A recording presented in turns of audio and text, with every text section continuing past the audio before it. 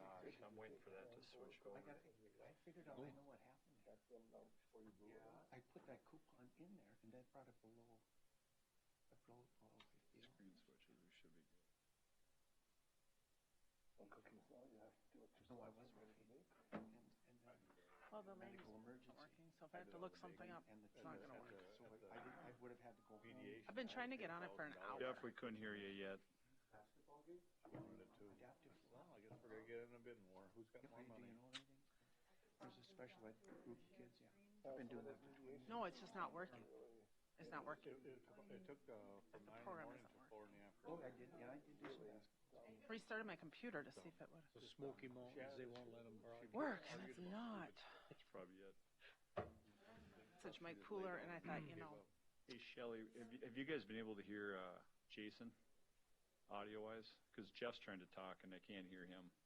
Does he have a mute? Do I see a mute button on his? Everyone's muted. Oh. He's muted, yeah. Yeah. What's up? Nice to see you. Good to be back. Good to see you again. Happy New Year. I always told my wife, He had a long recovery.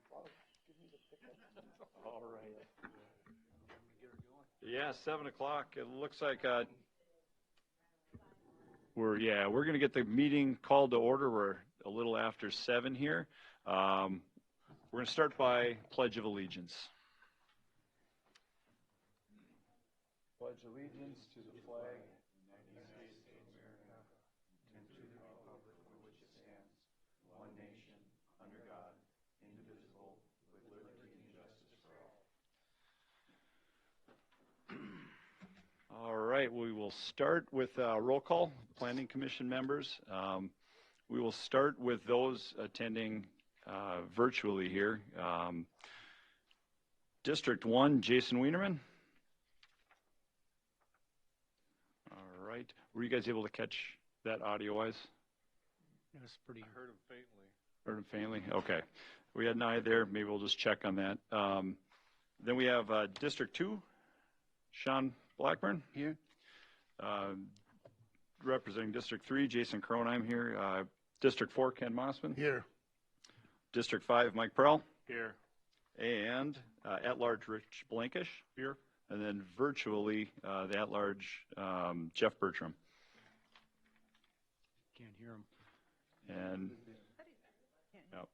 Can't hear him. see him, we weren't able to hear him. No. We need more volume. Yeah, he's demuted, but. Yeah. You just unmuted it now. Needs more volume. Yeah, we'll work on that. Okay. If we can check on that, yeah. Just check to make sure. We may have input, obviously, on this first item. So the first thing here is election of officers for 2022. I know some of that's changed here since the last meeting. So the question would be, we're starting with the chair. I was the vice chair. Is that all we have to elect tonight is the chair? I believe chair, then if I end up switching, then it's a vice chair. Oh. And I do have a secretary as well. Had that already been decided? Mm-hmm. Okay. Okay, so right now Jason Wienerman's the secretary. So I guess the question would be to do a vote on chair. And if anyone else wants to take the chair spot, fire away. I will gladly slide over and stay on as vice chair. I'll ask the group that.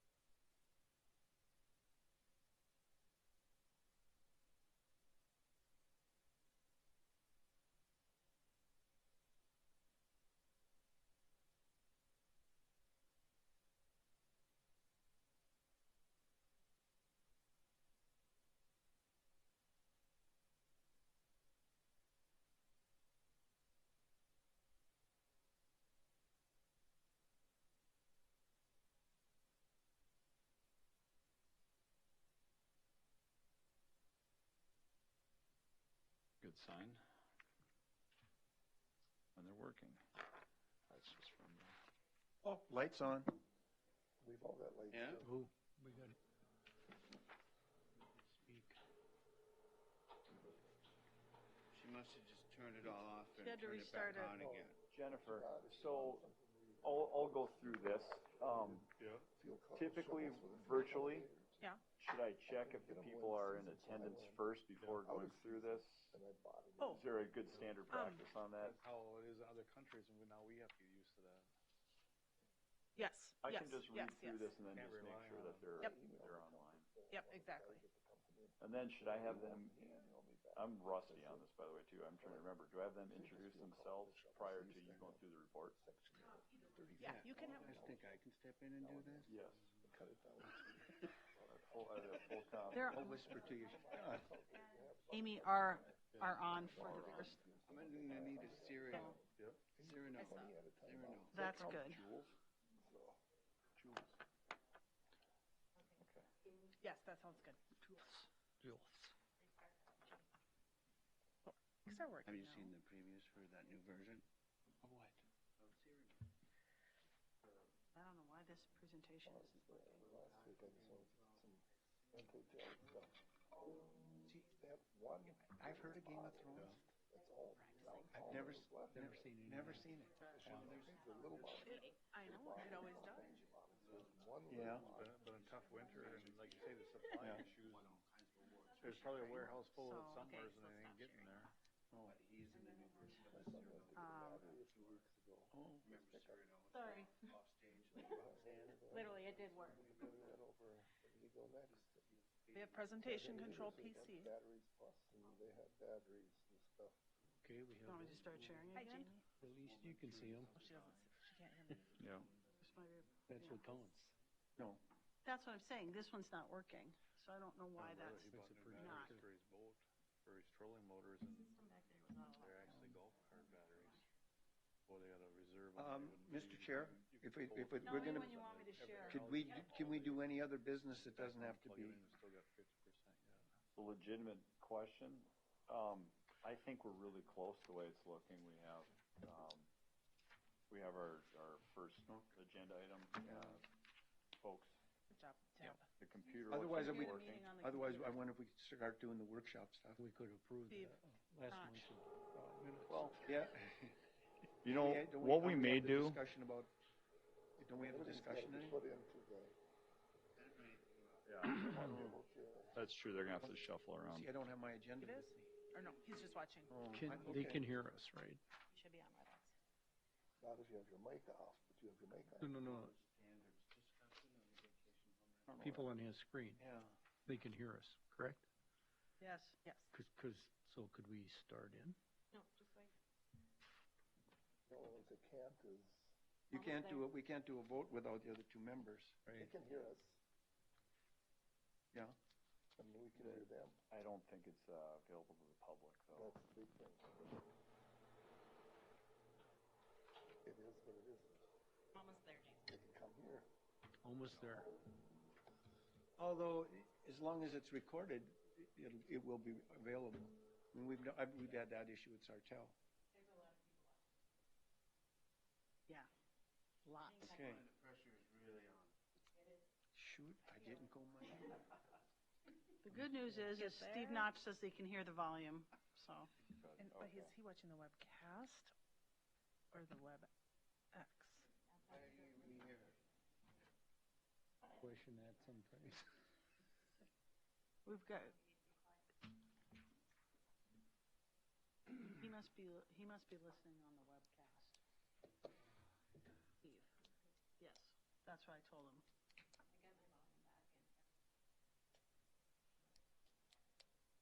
And we can work without it technically.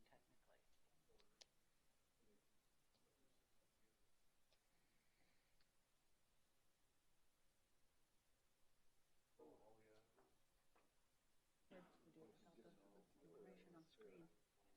Usually we can. Well, we got them, at least what kind of buy. We got them, but a lot of them, they're out 8 months to a year. Did she have any particular interesting Yeah. comments? She brought up- Dustin's gonna help us through this. Verifies me. Well, it's my next about a pickup in probably for October. I said, I'll be in before the end of the year. And it hasn't come yet. That To the was what? bought for a price, and now they don't want to guarantee the price either. At the very top, event. Mhm. What a Yeah. baptism, huh? Yeah, yeah, yeah. What a baptism.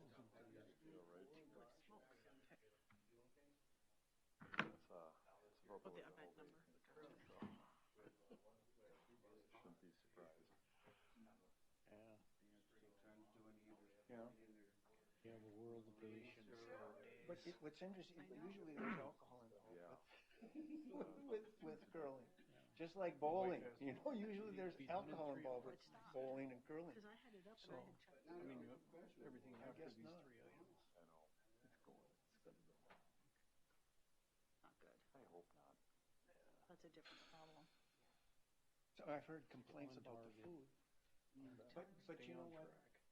That's American athlete standard, is what they're used to having for food, and what other, like, when you're in a communist country, you might not, that's not necessarily what their athletes get, so it's, perhaps to them, it's substandard. I mean, just like the professional athletes eat different than the rest of us.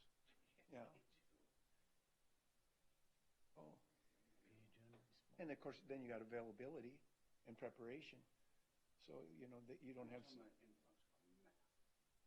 Right. Debs should come an hour sooner. Right. Yeah. So, so what do they expect? Fresh vegetables and potatoes that are, perfect, and their meat cooked just right, and top grades? I don't think so. They're teams, No. yeah. We use teams when we do the park commission. Yeah. There aren't any hitches. Yeah, if you start the meeting, then Yeah. we may have to do the meeting you without are- the presentation screens being available. You are a So Deb's visitor. going to restart the meeting so You are that the we have visitor the in the country. recording of the meeting. You're a guest. You're a guest. And that way we have the record of the meeting set. So I'm based on what I just saw there, Snap, I'm guessing that's not good on the presentation side, but what we'll do is just run the meeting through the regular agenda, and we have both Commissioner Bertram and Wienerman, and then the applicants online, so that's all available, so that's not a problem.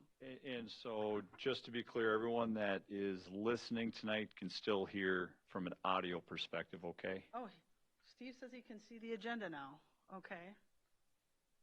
That's good. Thank God I have someone else watching.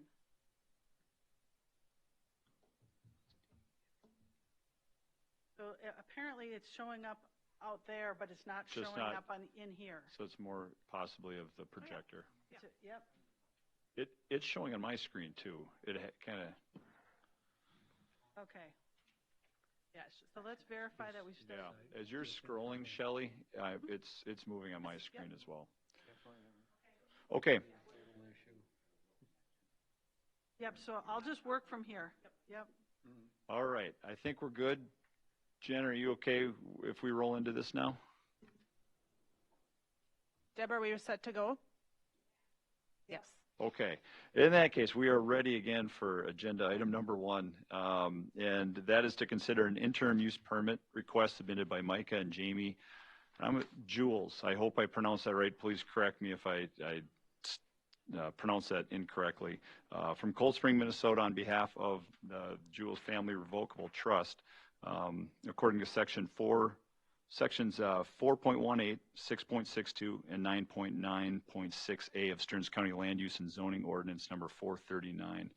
Their request is to operate a vacation home rental in part of Government Lot 5 in Section 28, and part of the northwest quarter in Section 33, lying southeast of Bullfing Lake and northwest of County Road 49 in Wakefield Township. Property address is 16922 County Road 49, Cold Spring. Are the applicants able to hear, and are they with us virtually here online? They are online. Okay. And real quick, Steve, can you introduce yourself? Jamie and Micah? Maybe they can't hear us. Jason Wienerman, can you hear us? We can't hear them.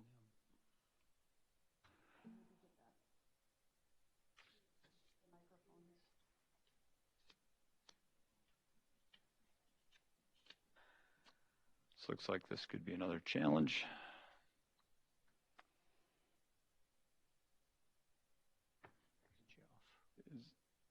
Is anyone able to chat with them? No, we're getting some stuff here.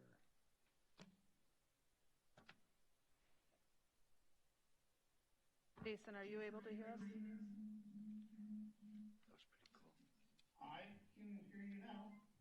Okay. All right. How about the applicants? Are the applicants or Jamie and Mike, are you able to hear us now?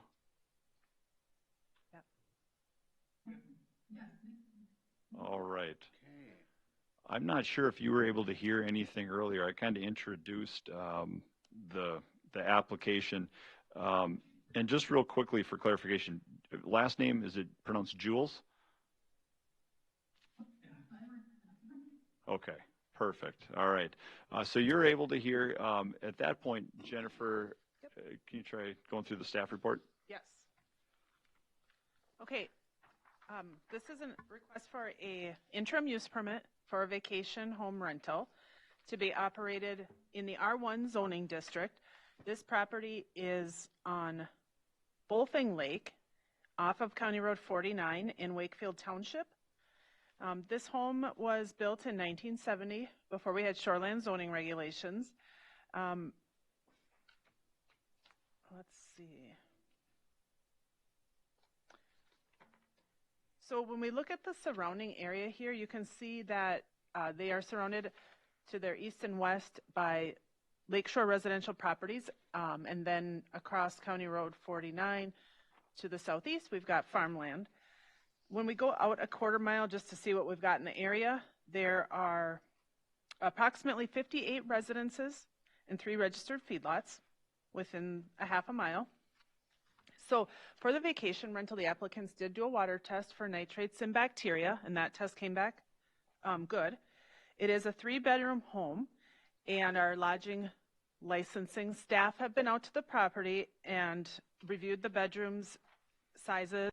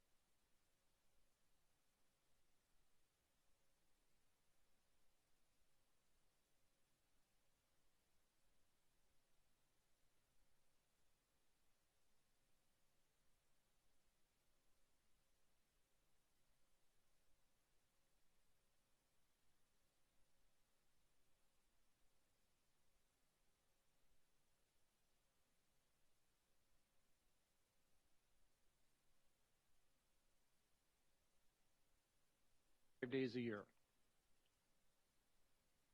Yep, our intention would be to put it on Airbnb or VRBO and kind of market it with dates blocked off that we know will be using it. But I would expect winter months and other such months to be quite slow. Right, particularly winter months, I would think would be slow during the summer. Okay. Main thing, it's on the market. Yeah. Yep.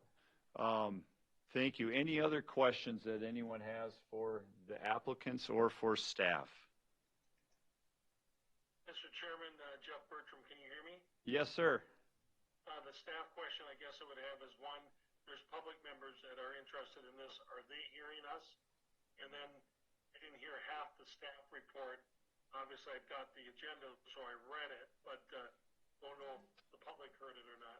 So that's just one technical, obviously open meeting type question somebody might be concerned about. And then the question that I have is on the staff did a site visit on October 26th of last year and listed a bunch of things, window openings and other things on that staff report. Main floor bathroom exhaust fan, basement bathroom construction must be completed, along with other things. Jennifer did say a staff visit was made. Was it made after October 26th and or first, whatever date that was done, and then has that been all corrected? Mr. Chair and Jeff, those items were listed out based on that October visit. That was the licensing staff that was out there. So those are the items that the JULFs will have to address before they are granted their license. So no, the licensing staff has not been out there yet. The way we do it is if this interim use permit is approved, then the JULs will let us know when they've rectified all those items, and then our licensing staff will go back out and make sure everything's been addressed, and then they'll issue the license. All right. Okay, thank you. All right. Any other questions initially here for the applicants or for staff? Mr. Chair? And Mr. Chairman, that first part of the Yes. question, is the public hearing everything? Boy, Jeff, great question. To the best of our ability, we believe that they are. I believe Bethy Jo is in the other room listening to the webcast, and she said that the audio is coming through on that. Thanks for checking. Will you check if there's anybody, Steve said is here. Is there anybody here? Perfect. From Yeah, the public? I will be, yeah, and I will get to the public hearing part of it. Yep. So just before we get to the public hearing, are there any other questions for the applicants? And I should have asked the applicants, is there anything else that you want to add to Jennifer's staff report before we open the public hearing? Sure, yeah. Thank you.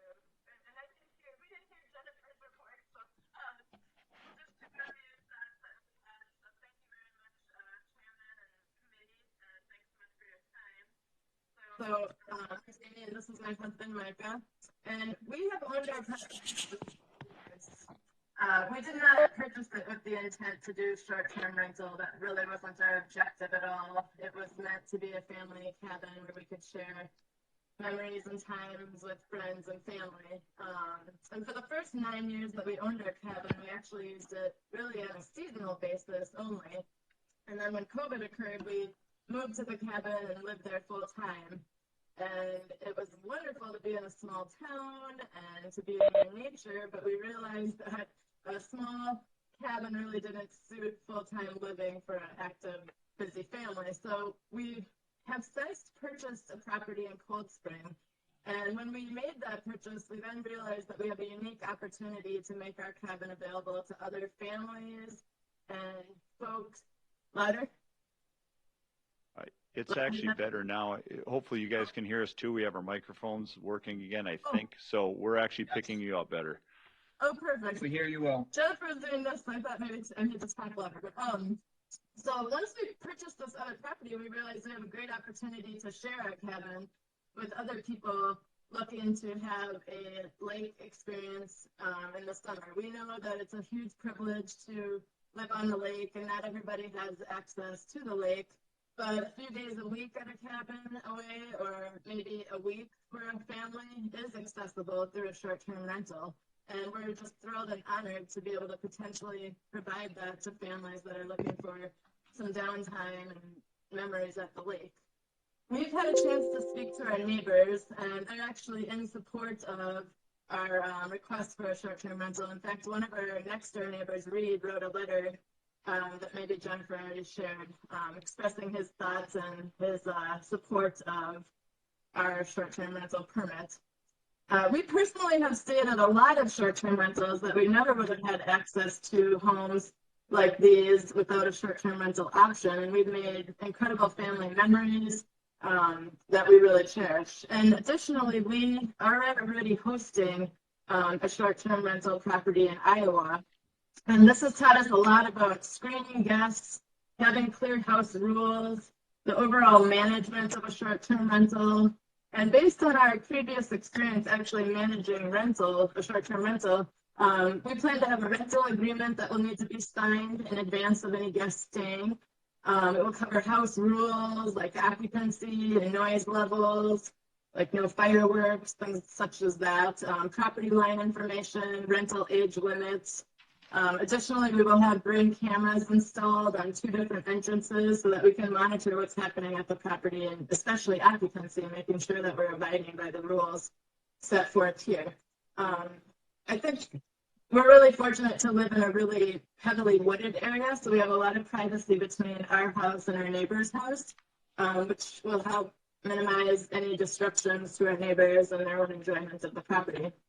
At the end of the day, I think we're just most excited about the opportunity to share our treasured cabin with families and people who might not have the chance to experience Minnesota lake life, and be a part of creating those priceless memories and share the hidden gem that is the horseshoe chain of lakes and the surrounding communities. We know that we will be stewards and ambassadors of the area, and we don't take that lightly. And we really greatly appreciate your time and your consideration with regards to our request for this 10-year interim use permit. We look forward to your discussion and decision. So thank you very much. Well, thank you. Thank you for that backdrop. Before we open the public hearing, any other questions after hearing the applicant's statements? Chair Crow and Jason Wienerman again. Another question for the applicant. Just something I thought about. When I was out on the site and I pulled up to the signage that notify the number of your house. Yeah. Is there any concern with the proximity of the 2 driveways? Because I wasn't exactly sure which house I was at when I hit the number. It's a great question, and actually our family and friends, they never know where to turn either. Right now we have sort of a sign out in front that is a nautical sign that clues people in where to turn. But I think we would probably look to be a little bit more explicit about where guests should turn, just to minimize any impact of them turning onto our neighbors' driveways inadvertently. Okay, thank you. Great question. Mr. Chair. Yeah, Joe. Jason, I totally agree. In fact, that's the question I was going to ask, and didn't know if now was the appropriate time or if we go on to recommendations. But the approach there also, looking for the driveway entrance, having that some way to identify where that property is would be very helpful, because again, it's conducive to having an accident out there. I very much agree. There's some trees or shrubs, bushes that come all the way up to the right of way there, and I can see the confusion, especially the way the driveways are laid out there. So somehow there should be a recommendation. I know we do have the idea about the signage. We prohibit signs, but actually a property name, I mean the Petersons, the Andersons, the Smiths, or whatever, would at least let the people on the road know this is the right spot.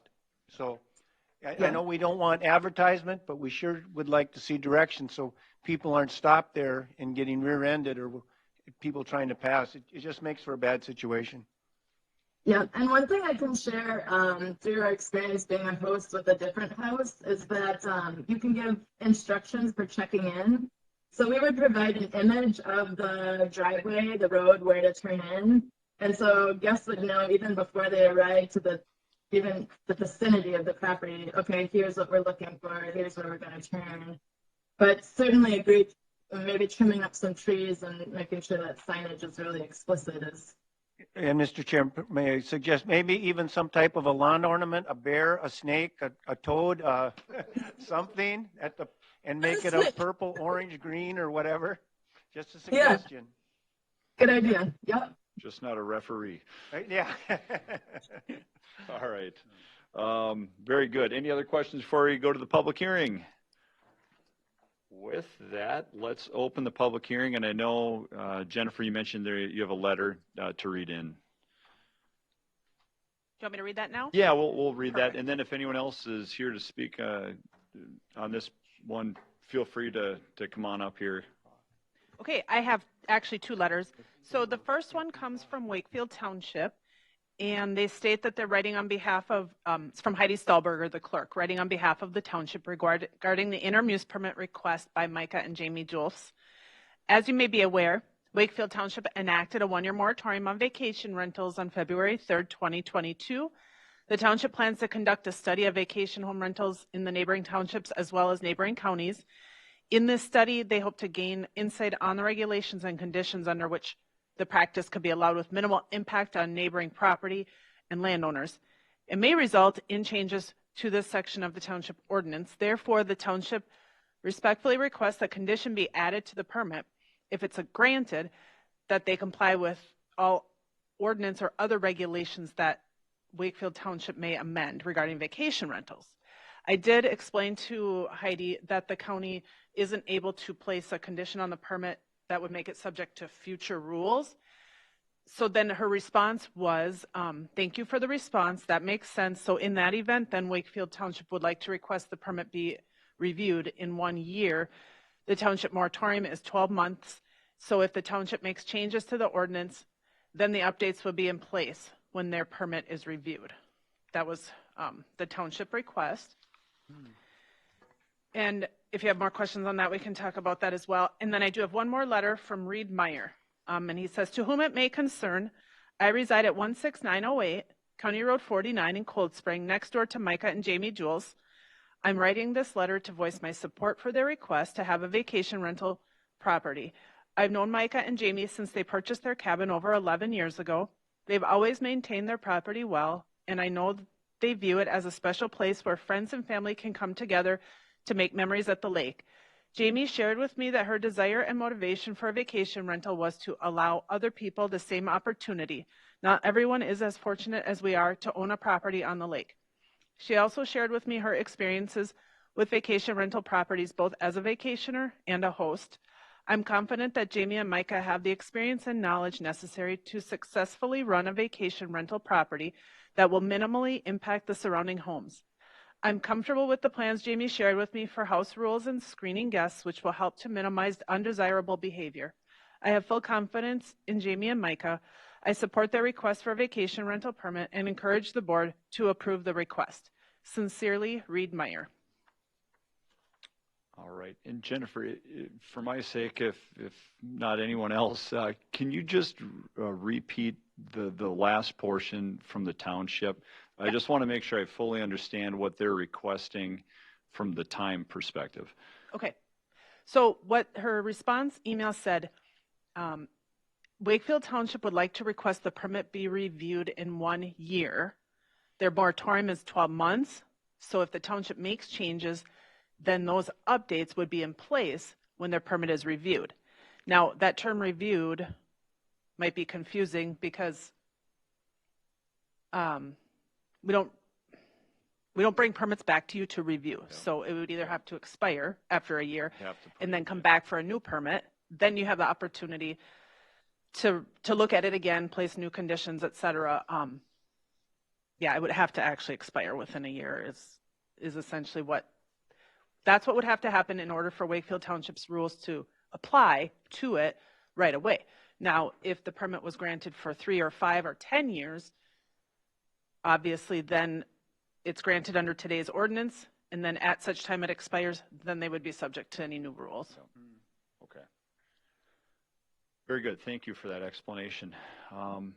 With that, anyone else from the public that wants to speak? And I'm seeing no one rushing up to the podium. A motion would be in order to close the public hearing. I'll make that motion. Oh, sorry. I hate to interrupt. Are we able to comment on the Wakefield Township email at all at this point? Yes. Yeah, absolutely. Yeah, so, we're certainly pleased that there was no concern expressed by, our neighbors on County Road 49. And, in fact, appreciate Reed kind of supporting our efforts. But we also acknowledge that, there are pockets of local community resistance to the short-term rental concept. I think that's feeding the moratorium for Wakefield Township. But, we also know that each property is unique, and, really just want to reiterate that we want to be evaluated, for our application and not for, the facts of others. So we just, want to specifically ask to you all to apply the, same scrutiny and diligence that was used for previous interim use permits that were done before the moratorium was in place, because of that was the timing of our request. When I step back and think about, what makes short-term rental successful, and successful in this sense means, it's not disruptive to the neighborhood and to the community. I think there's a few key markers or facts that come into play. And, just three that come off the top of my head is, the access issue. When there's a shared access, whether it be a road or a lane between neighbors, that can obviously lead to traffic and noise issues. The other thing is the density of homes. I wouldn't want to be in a position where, I'm 5 feet away from someone I don't know and can't have, the appropriate privacy. And then I think the third thing is having the short-term rental owner present. I think having absentee owners are grounds for concern. And from my understanding, Jamie and I have done our best research. We've looked at some of the properties that have had challenges in, it'd be the Munson Township. I think those properties really had some of those issues. I don't think the road was well set up for short-term rental. The density of homes probably weren't set up. And, that's when I step back and compare our situation. I think that our, risk profile is considerably less, and feel really confident in, the situation with private access off of County Road 49, meaningful space between the properties with, foliage and tree coverage that cuts down on sight lines. And then we're going to actively be managing the property. We'll be less than 2 miles away. We'll be engaging with the guests. So, really just want to call that out as you think about, the pros and cons of a 10-year interim use permit. It's really important for us to get it right, because we're lucky to have great relationships with our neighbors. And that's really important to us. So, we don't want to put that at risk. It's not worth it. So, like I said earlier, we'd like you to consider the 10-year permit. We know, heaven forbid, if something goes wrong, there are mechanisms in place to reevaluate that. And there have been instances of, interim use permits being revoked. We certainly don't expect that to happen, but, I think that is worth consideration when you take this into account. So, thanks again, for your time. We, just want to kind of reiterate that our ask is for a 10-year interim use permit, and that we'd like to be evaluated on the same grounds, with the same scrutiny that you've kind of had for all applications prior to the moratorium when our application was submitted. So thanks again.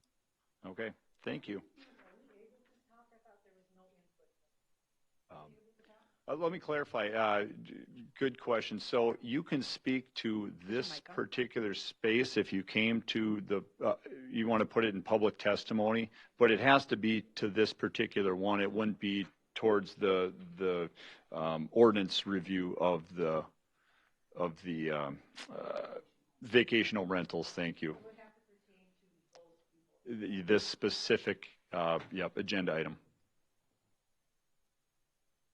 Yeah, hopefully that makes sense. So the comments are reserved for the agenda items. However, the last agenda item, because it's just a planning commission review, is not one that is taking public comment at this time. It's just a review to make a recommendation to the county board. We need to have a name and an address up You here. can come on up. Gotta come up to the podium and then just state your name and address for the record, and then whatever your public comment would be as it pertains to this agenda item. Okay, I'm Joanne Cockleman, and I live on 18579 Long Lake Road in Richmond. And I guess my concern is they're talking a 10-year conditional use permit. When we've been at the county commissioner level, they've been talking about like a 1 year and then do an evaluation. And at that point, then maybe if there's no violations, they go out to maybe 3 years and then reevaluate. I think a 10-year permit for anybody, for any new entity like this, is almost kind of ludicrous. Because once you give it to them, then like, how do you take it away? Or the next person that comes along wants 10 years, and 10 years, and 10 years. I just feel like that's giving them too much leeway, that it needs to be dialed back a little bit. Because, I mean, these guys are probably going to be perfect, but what about the next person that comes along and gets a 10-year permit, and they are bad landowners, and they allow bad tenants to come there and creates a problem? I just think 10 years is an acceptable amount of time. Thank you. Please take that into consideration. Yeah. Thank you. Thank you. Come on up, state your name and address for the record. My name is Lee Steckman. I live at 20929 Elkview Circle. And I was wondering, I'm a little bit confused about Wakefield Township with their moratorium. So could you explain how you can okay this vacation permit again? Yeah. How can the county approve it when there's a moratorium? And Yeah, I mean, why are we talking about this? Yep, good question. And staff, you can maybe correct me on this one, but this application was put in before the moratorium was put in place. Okay. And because that process had already started, it doesn't apply to this one. It would apply to any applications that happened after the moratorium. Okay, I'm sorry, I didn't understand that. Nope, good question. I didn't hear what you had said. Yeah, no, good question. Thank you. Okay, any other public comment? Otherwise, a motion would be in order. I'll make a motion to close the public comment. Motion I'll second it. All right, motion made by Rich, seconded by Mike. All those in favor, say aye. Aye. Aye. Aye. All those opposed, nay. Motion moved to close the public hearing. Any additional discussion before we move into the findings of fact? By board members. We want to talk about this length of this term of how we're going to approach that. Yeah. Well, I mean, we've been moving some of the other ones to a shorter term. I thought we've been the last, 2, 3, we've done 3 years. Mhm. just so 3 they years, didn't but this have is the first time we've had a township request. This whole, Do you work with the local government? But it just seems they've gone through a lot of work. Within 1 year, they could lose the whole thing. Right. And if you go, My opinion on I'd ask for a 10-year too. It's a fair request. Now, the question is, in light of everything going on, does that make sense? And the township stated their kind of request, which is valid. I think in fairness to the applicants, though, who started this process beforehand too, to do this for a 1 year is not necessarily fair to them either. But 10 years probably isn't appropriate in the current state. 3 years makes sense to me, if we've been consistent with that on some others. The last couple, because what's been going on. We've gone with 3 years. Call it a probationary period or whatever you want, but 3 years, and then they come back and reapply. And at that time, they'll have to deal with whatever township ordinances have been put into place, and if any of our ordinances have changed. Couple of things. I just want to make sure everyone's mics are on and you're talking into them. And then also we should make sure we see if Jason or Jeff have any comments too. Yeah, absolutely. No, thank you, Jennifer. And that is where I was going to go next. Jason, Jeff, any comments that you have or thoughts on the time frame?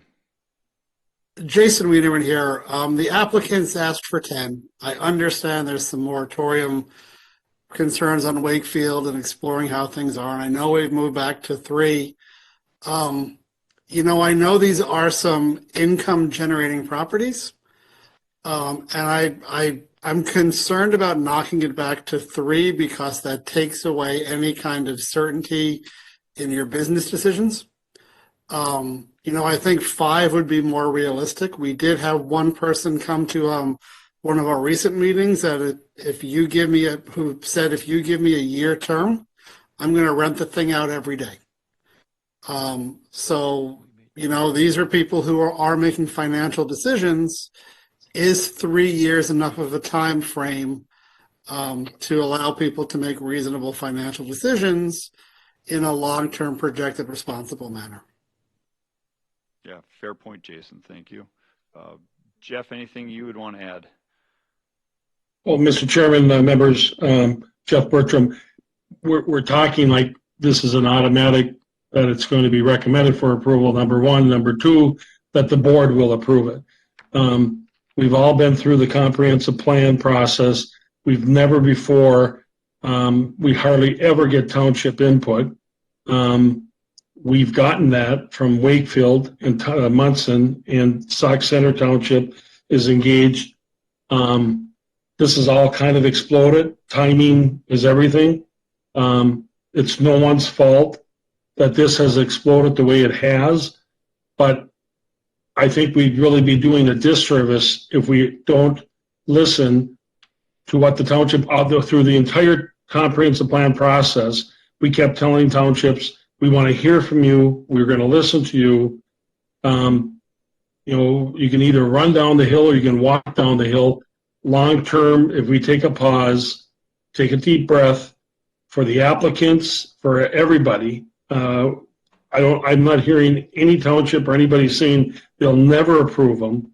They just want to get their arms around what this has exploded into and come up with better conditions that at the end of the day, if everybody does their job, it will be better for the applicants. It'll be better for the renters. It'll be better for the neighbors.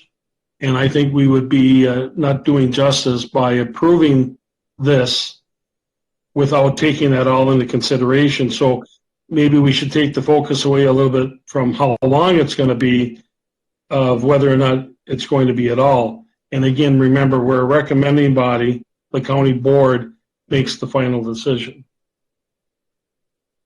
All right, thank you, Jeff. Any other comments? Anyone has other discussion items?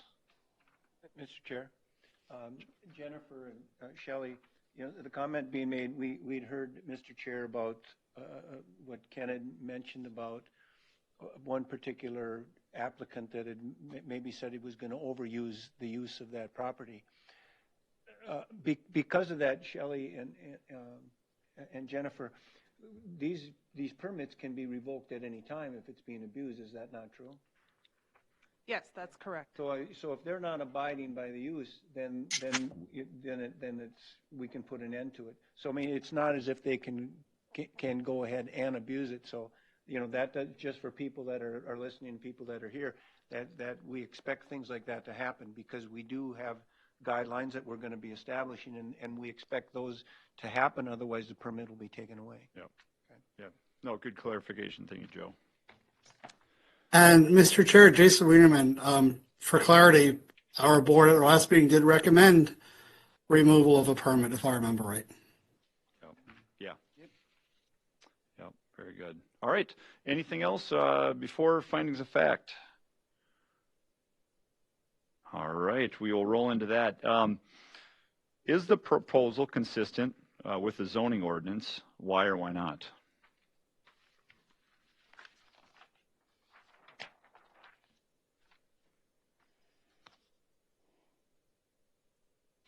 Mr. Chair, the proposal is consistent with the ordinances under zoning ordinance 439, sections 4.18, 6.62, and 9.9.6A. All right, thank you, Rich. Number 2, does the proposal conform to the comprehensive plan of the county? List applicable sections. Mr. Chair, Jason Wiederman, I believe it does under the business goals of acknowledging, business goal number 3, acknowledging tourism's economic value and prospective contribution to the economy. All right, thank you, Jason. Is the proposal compatible with the existing neighborhood? Why or why not?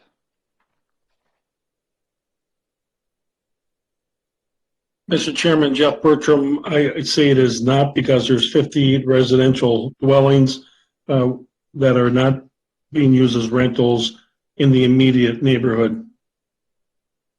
All right. Mr. Chair, Jason Wiederman, I would say based upon the applicant's experience, many of these houses in the area are seasonal homeowners.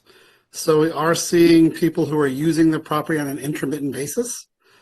So in terms of the way people are actually using their land and their property, I do believe it does fall within the people who are using these as seasonal homes.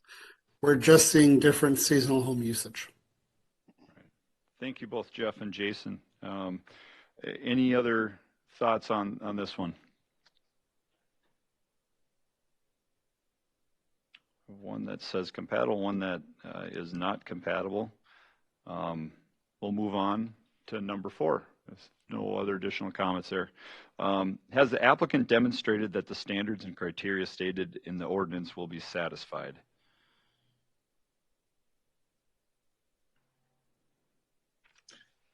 Mr. Chair, Jeff Bertram, they've stated that it will be, but my earlier question on the licensure, there are several open-ended reviews by the licensure staff that we quite frankly won't know until and unless this is recommended for approval and approved by the county board, and all those things are then updated. So really, we really can't determine that at this point prior to the license application and then follow through on that. Right. Some of the other requirements as far as flow charts or water testing, the septic flow chart stuff has been done. There's a couple of items that are part of the license, which you referred to, I think, that have not been completed but would need to be before the license would be granted. So good clarification. And Mr. Chair, Jason Weimer, also, we do have the conditions, the 8 conditions. I believe there are 8. The 7 conditions listed, so that would be another way of staying with standards. Very good. Thank you, gentlemen. And then 5, any other issues pertinent to the matter? I think it is pertinent that the township has supplied some commentary and feedback. As Member Bertram mentioned earlier, it's something we always appreciate and request in the past, so it's good to hear from the township. And they've made a request. Yeah, and they've made a request. A request. Yes, yep. Very good. Anything else? Mr.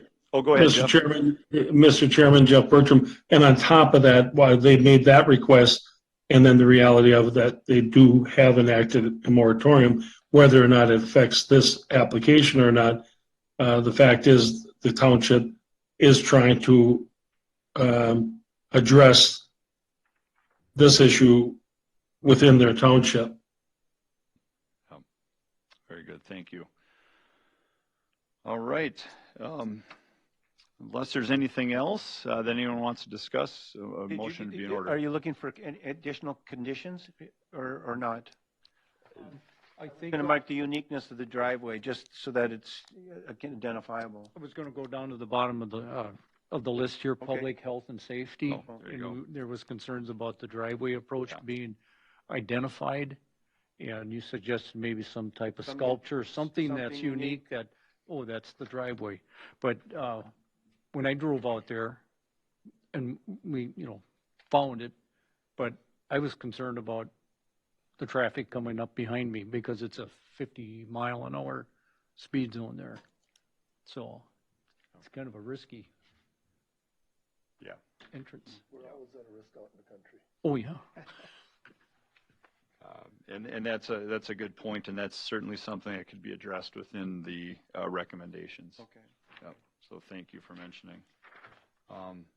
Any other discussions? Otherwise, we'd be looking for a motion. Mr. Chair. Well, I would like to go through the recommendations. Okay.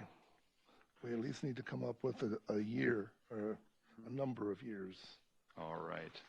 So the applicant's requesting 10. I've heard discussions about 3. I've heard discussions about 1. My feeling on that is the uniqueness of the property. We haven't seen voiced any personal opposition to it. We've only heard neighbors in support of it. So I think a fair would be a 5. That way. Mike, what I heard you say was 5-year, though, being that no neighbors have. To me, that would be fair because we don't see neighbor opposition, only support. So I think it'd be a fair split. Yeah. Any other thoughts from members? I think. I would be in favor of the 5. Go ahead, Jason. I would be in favor of the 5.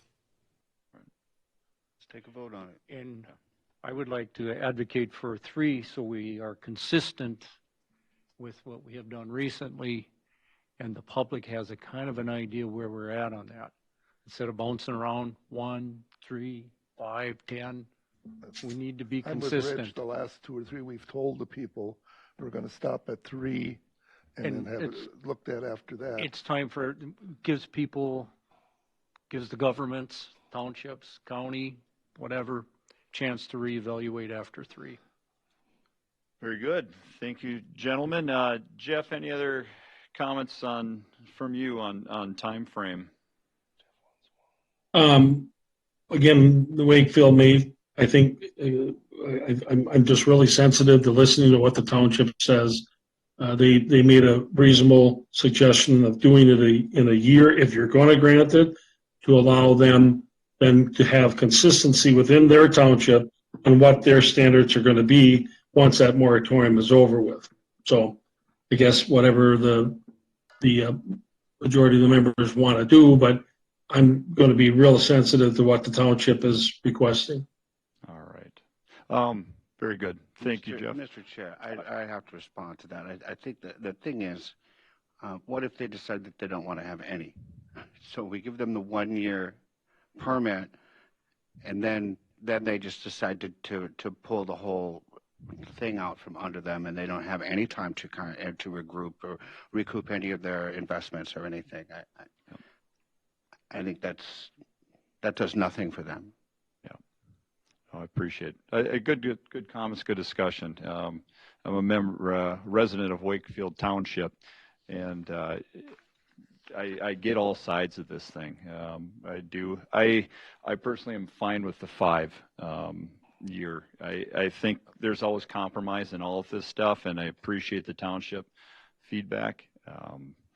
But I also think you got to be fair to the applicants. They started this process before the township brought this issue up, and what we're talking about is really a difference of potentially 4 years. And again, that would be any kind of changes that they would make. I don't know in this instance with support from neighbors that's going to cause problems for anyone. But I've heard a few. I think we've got a few more that have been on the 5, a couple on the 3.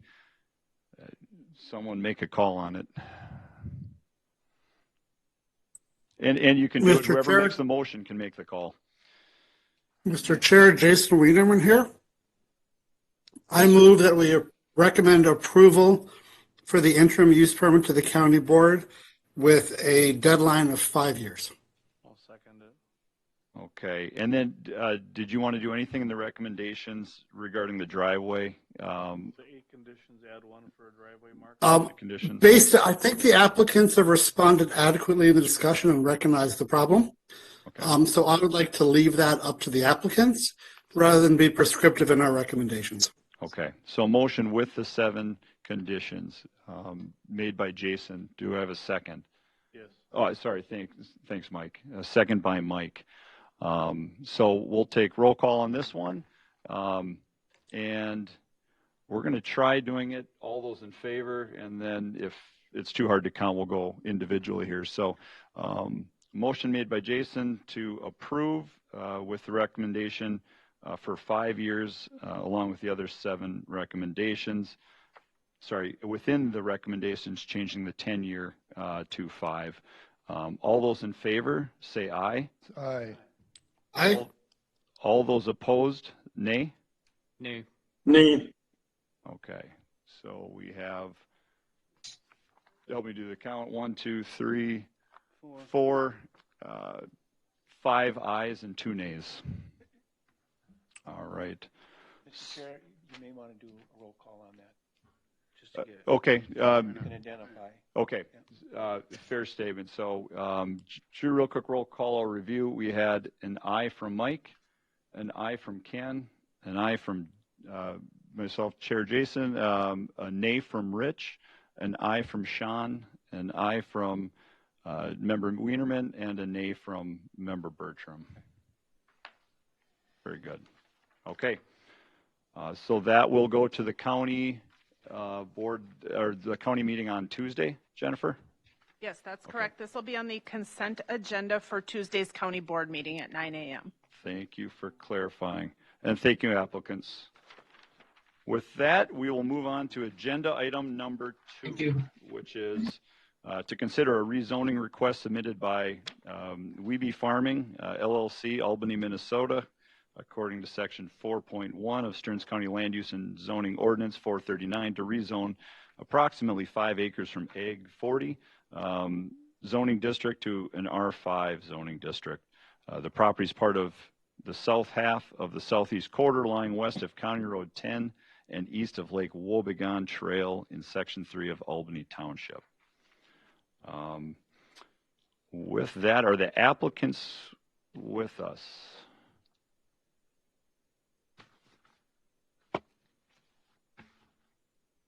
Mr. Chair, my name is Kelly Springer. I'm counsel for the applicant, and the applicant is on the call today as well. Okay.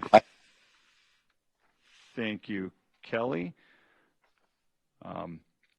Did I hear an applicant in there as well? Yes, I am here. Okay. All right. And can you just state your name and address for the record? Yeah, this is Tom Blattner. I live at 21571 Trestle Ridge Road, Albany, Minnesota. Okay. Thank you, Tom. All right. Staff report. Jennifer. All right.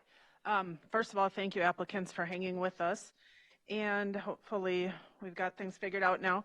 So as Jason introduced, this is a request to rezone 5 acres from A40 to R5. The 5 acres is part of a larger 62.9 acre parcel. You can see on the map there that's on the screen, they're requesting to rezone the very southwest corner of the property. And if the rezoning is approved, they would be allowed 1 additional home on the property in that R5 area. If it's approved, their plan is to split off actually a 20-acre piece, but then the home would have to be located in the 5-acre area, or the R5 zone of the property. The property does have access from County Road 10. There's an existing driveway that was put in there not too long ago, and the driveway goes through some wetland areas, so they worked with county wetland staff on that, and that's legal and meets the Wetland Conservation Act requirements. The property, as you can see, is a mixture of grassland and woods with some wetland running through the middle of it. As far as setback impacts go, there is a feedlot to the south. It's more than 350 feet away, so we don't have to worry about this R zone being impacting the feedlot. When we zoom out a bit on the area, look out a half a mile, there's 15 homes within a half mile, 1 registered feedlot that has less than 10 animal units, 3 feedlots with more than 10 animal units.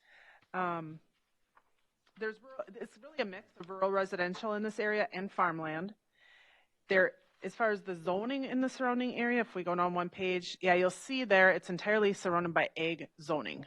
That black hashed area in the middle is what they're requesting to rezone, and then everything around it directly adjacent is agricultural 40.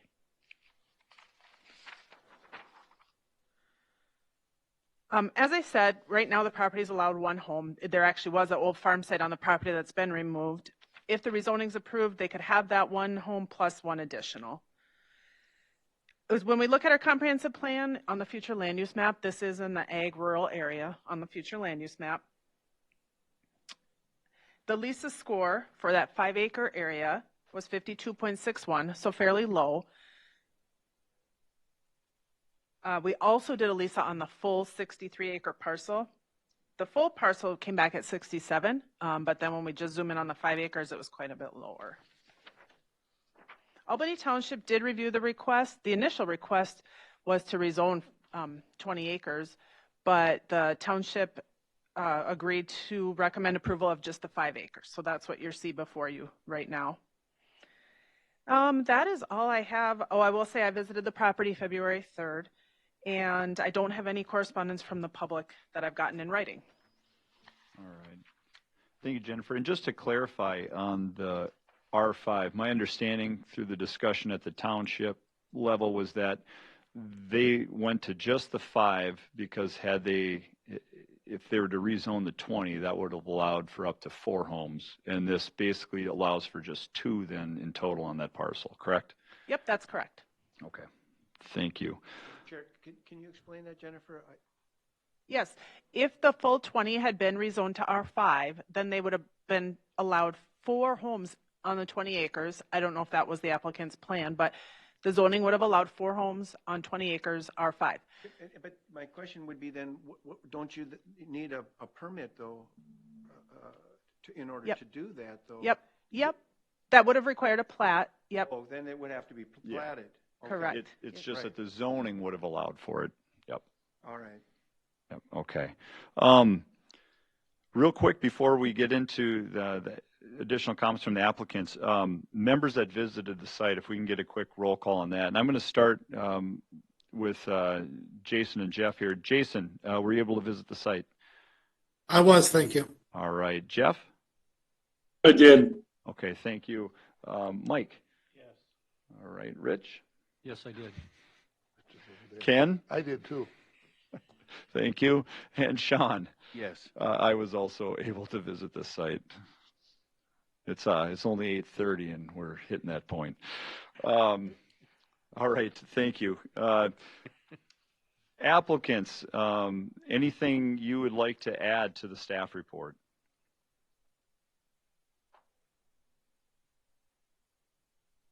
I have nothing to add.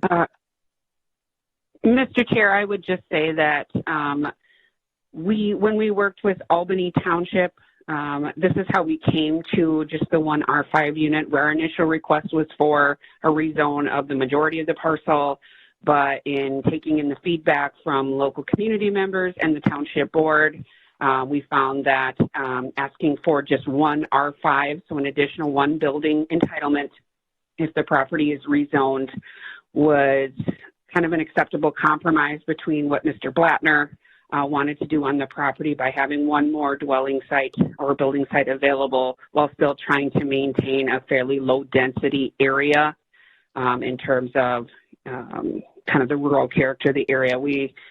It's a really good compromise that we came to through our various discussions. Okay, thank you.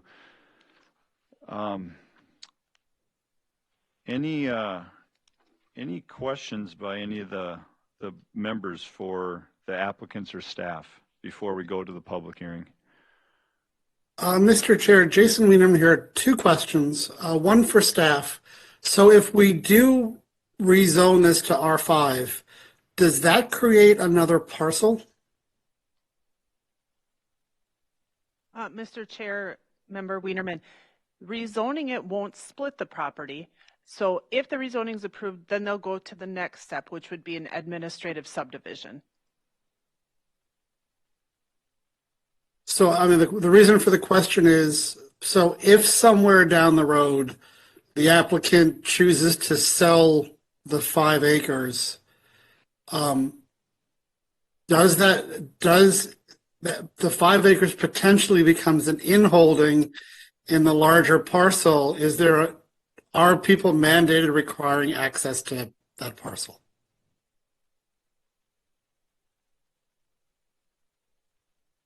I'm sorry, Mr. Chair, can you repeat the question? Yeah, so the 5 acres is on the west side of the parcel.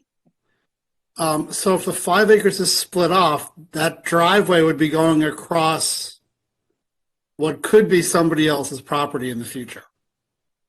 Do we require some kind of access easement in the event this parcel is sold to somebody unaffiliated?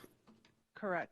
Yes, Mr. Chair, Commissioner Wienerman, if they choose to split off just the 5 acres, that's R5, then the subdivision ordinance requires an easement so that they have legal access to the road.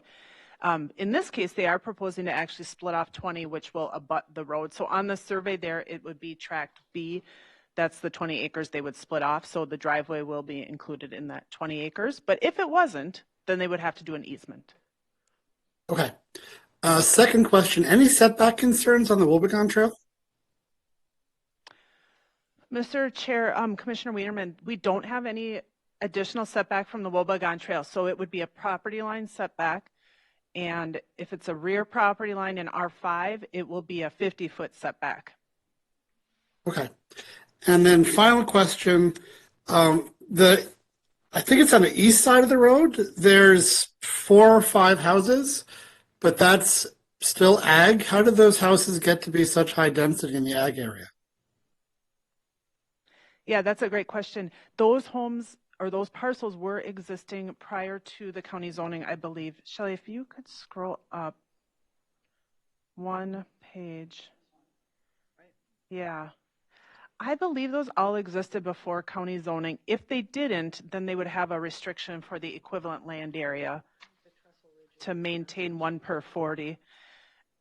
I think he was asking about the east side, yeah. And then on the north, to the northwest, we have a development off of Trestle Ridge Road. And I think that 7 lots were created there, and there was a couple hundred acres restricted at least for that development. Okay, thank you for the clarification. All right, thanks. Any other questions before we go to the public hearing? I guess I have one for the applicant, or did you want to go, Rich? Oh, I was just going to kind of piggyback on what Jason Wienerman had said in regards to setbacks.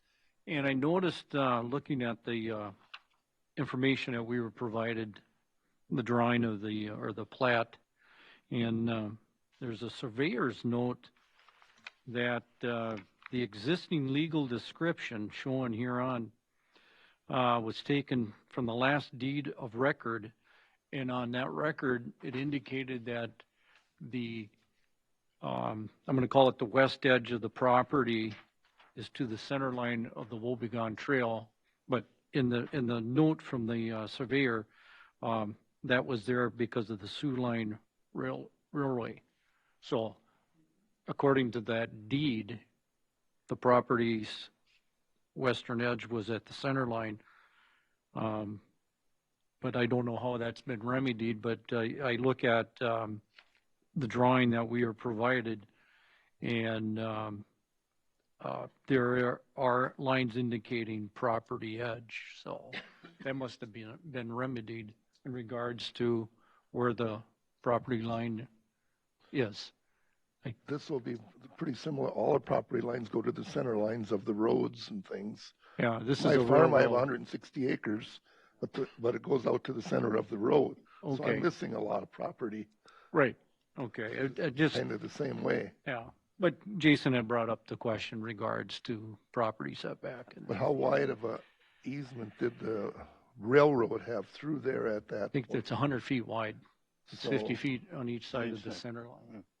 So some of this property is involved in that. Right. Okay. All right. And then just my real quick question for the applicant was the intent of, this property obviously would have had one building site. Splitting it allows the opportunity to potentially build two residences on the site. Is there family involved? Is it just overall intent? What's the purpose of splitting that section off to add the additional building site?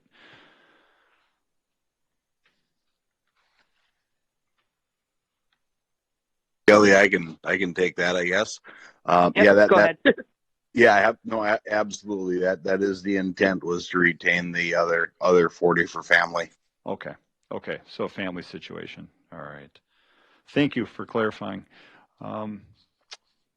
Anything else? Then we'll go to the public hearing. Is anyone here from the public? Hello, my name is John Greer. I live at 21352 St. Anna Drive in Albany. I'm appearing both as a member of the Albany Township Board of Supervisors and also as a neighbor. Our 31-acre farm property is directly to the east of the Weeby farming parcel. I just wanted to state for the record, both as a member of the Albany Township and also as a neighbor, we do appreciate the applicant's willingness to revise the original application, their willingness to cooperate and compromise. We do support this request for a rezoning. In answer to a question by a board member, yes, the properties that are 4 or 5 or 8 acre homesteads in that general area, including directly across Highway 10 from the larger parcel, do all predate the zoning ordinance. They were built in the 70s and the 80s. There's a 4-acre parcel that's owned by the Nathy family directly across 10 to the east, and then a little bit north of that is a portion of our farmland. Then the next one to the north is a 5-acre parcel. Then further north, there's, I think, a 6 and an 8. Those were all built prior to the zoning ordinance. So that's why all the properties, or virtually all the properties within the general vicinity, are still A40 ag zoning. The applicant was challenged by the fact that the Stearns County ordinance no longer allows the T20 zoning or the R10 zoning that used to be available. So there was a limit on what was available, and what was available for them in order to get an additional building site was to request an R5 zoning. So we appreciate their consideration of the concerns of Albany Township and the property owners in the neighborhood, and we fully support the request. All right. Thank you, Mr. Greer. Appreciate it. Anyone else from the public? Mr. Chair, if I could just make a comment. I just wanted to clarify or correct what I said earlier. Their initial request to the township was to rezone the whole thing, and then they whittled down to splitting off 20 and making 5 of it R5, just to get that correct on the record. Okay. Thank you. All right. Hearing, if anyone else from the public chime in now, or otherwise the motion would be in order. Mr. Chair, Jeff Bertram, I'll move to close the public hearing. All right. We'll give Jeff the motion and Mike the second. Are you cool with that, Mike? All right. All those in favor? Aye. All those Aye. opposed? All those opposed? All right. Motion moved. We'll close the public hearing. Any additional discussion on this item before we go to findings of fact? Hearing none, we will roll into the findings of fact. with the first one, is the proposal consistent with the zoning ordinance? Why or why not?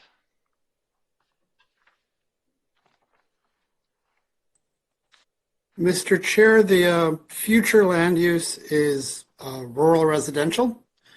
And the applicant has indicated the intention of perhaps putting this into a larger 20 unit, which would still maintain the rural nature of the system. So I do believe it is consistent with the land use and comprehensive plan of the region. All right. And the ordinance. Thank you, Jason. Any other comments there? Very good. Number 2, does the proposal conform to the comprehensive plan of the county? List applicable sections.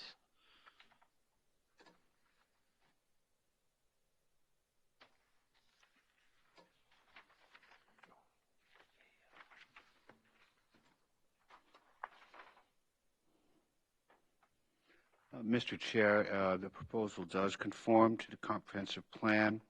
And I look at living goals to support housing options that give people in all life stages and all economic means viable choices.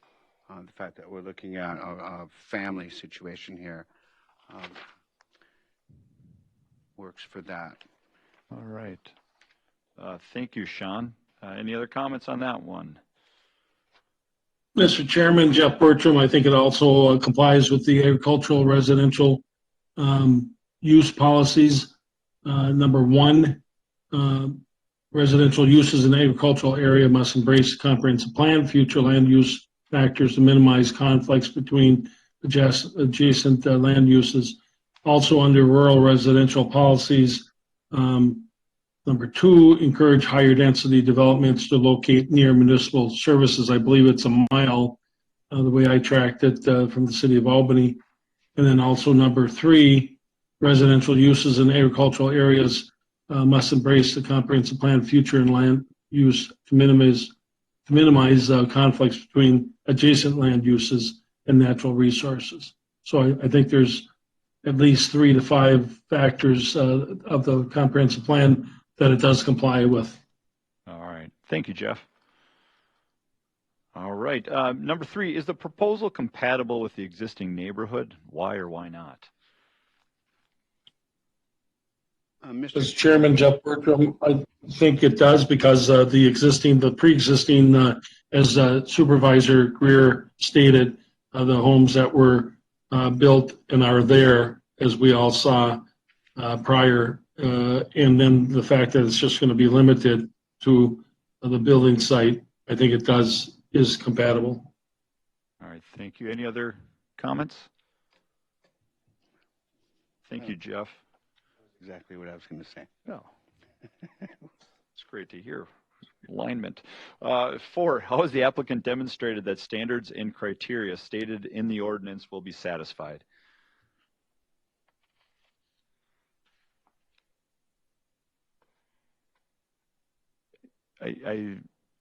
I'll make a comment on this one. I think the fact that they worked with the township to basically meet the needs of neighbors and the concerns with having the potential for houses that wouldn't have been desirable under the traditional zoning ordinance kind of shows that they're demonstrating to work well with the neighbors.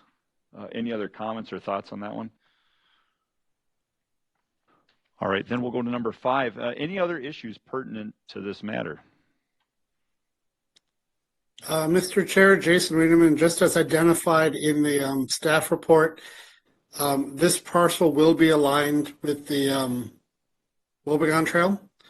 So we do want to encourage screening between the trail and any development to maintain the integrity of the scenery of the Wobegon Trail. Okay, thank you. Thank you, Jason. Any other comments? Mr. Chair, Jeff Bertram, I think, again, we've said it several times, but I think it is noteworthy that if you read through the minutes of the Albany Township Planning Commission, the Albany Township Board, again, I think we need to take their recommendation and their work. One, we got to give them credit for doing the work they did to prep it to where it is before us right now. And 2, to Mr. Blattner, that again, as we've all said, but I think it should be noted for the record that the Township Planning Commission, the supervisor, the Albany Township Board, and also Mr. Blattner all have adjusted and changed, and that input should be strongly taken into mind. Yeah, thank you, Jeff. Well stated. I was going to go down the same path. It makes it much easier to deal with at this level when everything's been worked out at the township level, which is pretty important. Anything else? Otherwise, a motion would be in order. Mr. Chair, I'll move recommend approval by the county board for agenda item number 2. I will second that. All right. Thank you, Jeff and Rich. Motion made by Member Bertram, seconded by Member Blankish. All those in favor? Aye. Aye. Aye. Sorry. Should do a countdown. All those opposed, nay. All right. Motion passes unanimously, and then this will also move on to the County Commissioners meeting on Tuesday. Yes, Tuesday it'll be on the commissioner's agenda. All right. Thank you, applicants. Thank you all. Yep. Thank you all. Thank you. All right. Well, with that, we'll move to agenda item number 3, and that's to consider a conditional use permit request submitted by Mary Lynn Beck Trust out of Kimball, Minnesota, according to sections 4.4, 4.6, 4.8, 4.14, 6.9, and 9.2 of the Stearns County Land Use and Zoning Ordinance number 439. The request is to construct a total confinement barn with an under barn concrete liquid manure storage area and a concrete sorting and handling area. Also to increase from 465 animal units to 999 animal units.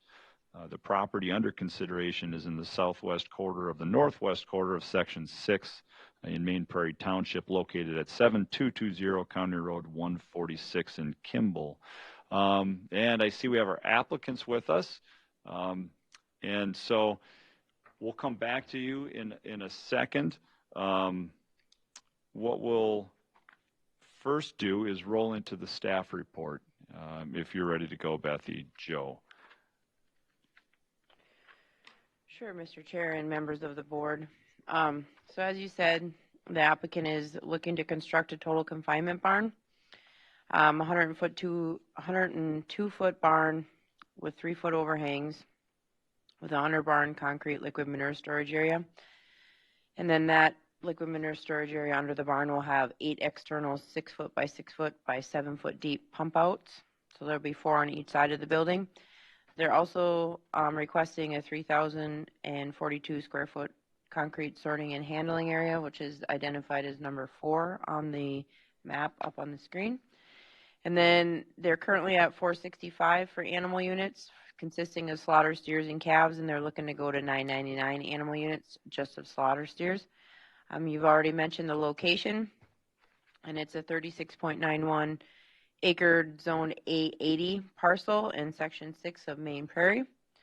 The feedlot's been registered with the county since February 16th of 2000 and meets all state and county registration requirements. We did get their application on January 10th of 2022, and we deemed that complete on January 14th of 2022. They currently have just total confinement and partial barns, confinement barns there on site already that have bed pack and open lots. And then in the packet kind of is a layout description of the proposed and current animal units. We inspected the facility on January 4th of 2022, and we deemed it to be compliant with Minnesota Rule Chapter 7020 and our Stearns County Ordinance 439. With their proposed total confinement barn, they're also proposing a 24-foot by 40-foot non-feedlot use utility building / room that will be attached to the proposed total confinement barn that's located to the southeast, and that's represented in green in the included map on your packet. All other properties are also zoned A80. Then there's also a map included with your packet that shows the 34 residents and 6 existing feedlots located within 1 mile of this feedlot. The nearest residence to the property is located approximately 843 feet to the southeast of the existing feedlot. And there's also a map showing the two closest in your packet. A manure management plan meeting the requirements of the Minnesota Pollution Control Agency was received for this request, and all manure produced with the proposed expansion will be land applied by the owner. We have no valid complaints on file for this facility. A water's appropriations permit will be required to be obtained by the owner for the proposed expansion from the Minnesota Department of Natural Resources if daily water use is 10,000 gallons or more per day or 1 million gallons per year. The final proposed construction will not create over 1 acre of impervious lot coverage, but the overall production construction will disturb 1 acre per the submitted design plans. The applicant is required to complete a stormwater pollution prevention plan, which is known as a SWIP, but it's not required to be submitted to our Environmental Services Department. And an environmental assessment worksheet, environmental impact statement, state disposal system permit, or national pollution discharge elimination system permit is not required for this at this time. The FRC minutes are included in your packet. And then our staff recommendations, which are just the 2 conditions included with the packet. And we did visit the site twice by staff, January 4th and January 10th. And that's all I have at this time for a staff report. Thank you. All right. Thank you. Real quick, before we go to introductions quick and anything to add to the staff report, just a real quick roll call of those that were able to visit the site. We'll start with you, Jason. Yes. All right, Jeff? Yes. All right, thank you. Mike? Yes. All right, Ken? I didn't make a special trip because I live out within a few miles. I've driven past hundreds of times, so. We'll count that as a yes then. I know the place. All right. Sean? Yes. Rich? Yes. And I'm also a yes. So with that, applicants, if you wouldn't mind introducing yourselves, just state your name, address for the record. I'm Steve Beck. Address is 19073 State Highway 15, Kimball, Minnesota. I'm Dan Beck. Address is 18563 78th Avenue, Kimball, Minnesota. All right. Thank you. Anything you guys want to add to the staff report? Nope, she did a good job. All right. Very good. Any questions by members for the applicants or for staff? Mr.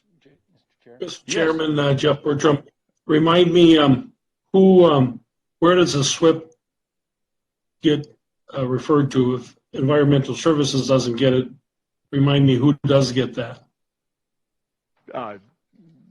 Bethy Jo, can you speak to that? Yes, good question, Mr. Chair, members of the board. So a SWIP isn't required to be submitted to Environmental Services. The owner of the property under construction is required to have one drawn up. I know in their design plans they had a lot of the things listed, but the MPCA does have like an official form. So when that gets completed, they just need to have it on site. So if someone were to stop or ask for it or be needed to be referred to, it's available. So. All right. Thank you. All right. Any other questions? Joe, go ahead. Sorry, I forgot to come back to you. That's all right. Bethy Jo, is that in relation to the manure, the liquid manure and the application of that? Is that what Jeff is referring to?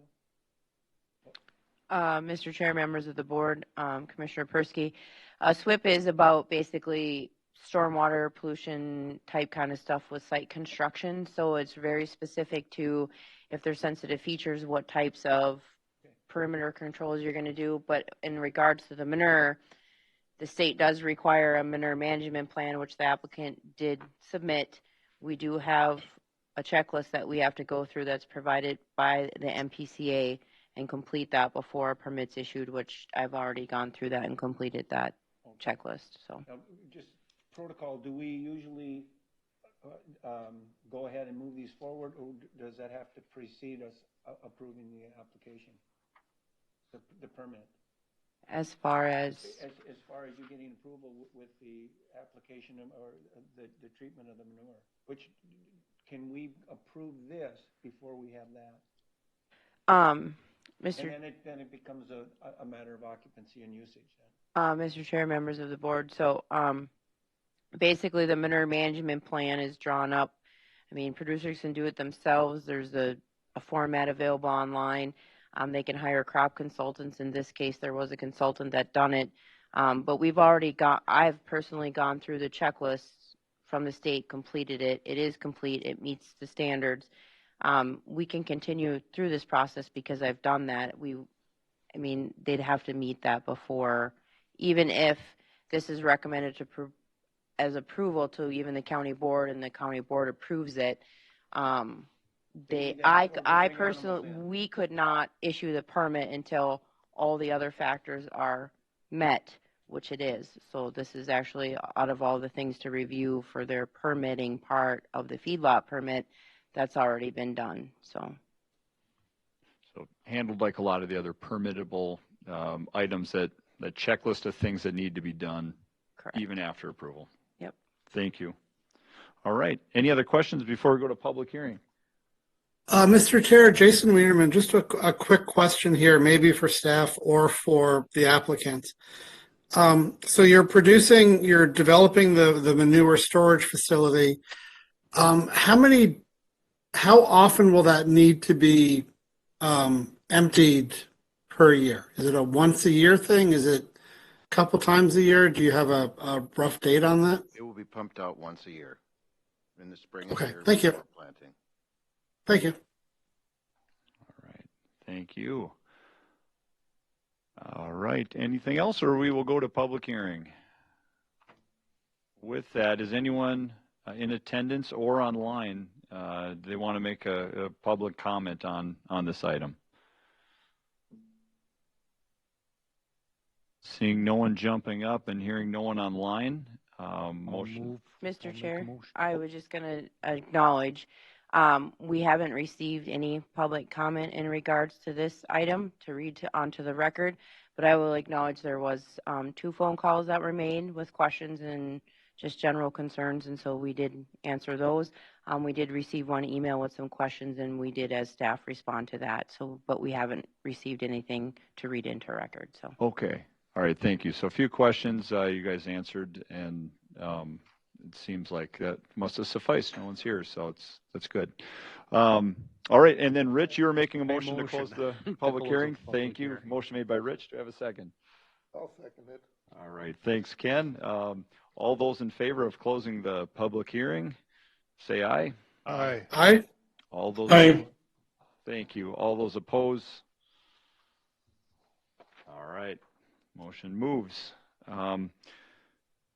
With that, any additional discussion on this item before we go to the findings of fact?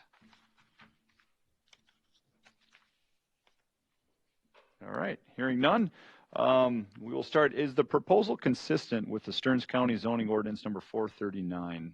Please specify all performance standards that apply.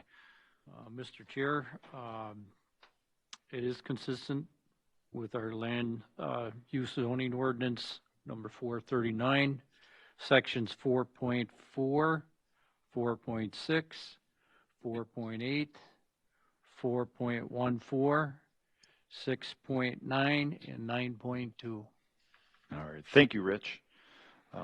Is there an environmental assessment worksheet, environmental impact statement, national pollution discharge elimination system, state disposal system, or other permit required for this facility? Mr. Chair, there is not. All right. No permits required at this time. Thank you. There may be a water permit if it takes more than 10,000 gallons per day. Hey, thank you for that, Ken. Mr. Chairman, Jeff Bertram, also the SWIP has to be, then based on what Bethany Joe said, has to be on file with the applicant. Prior to the permit, right? Thank you, Jeff. Number 3, does the proposal conform to the goals and objectives of the county's comprehensive land use plan? Please specify the appropriate sections.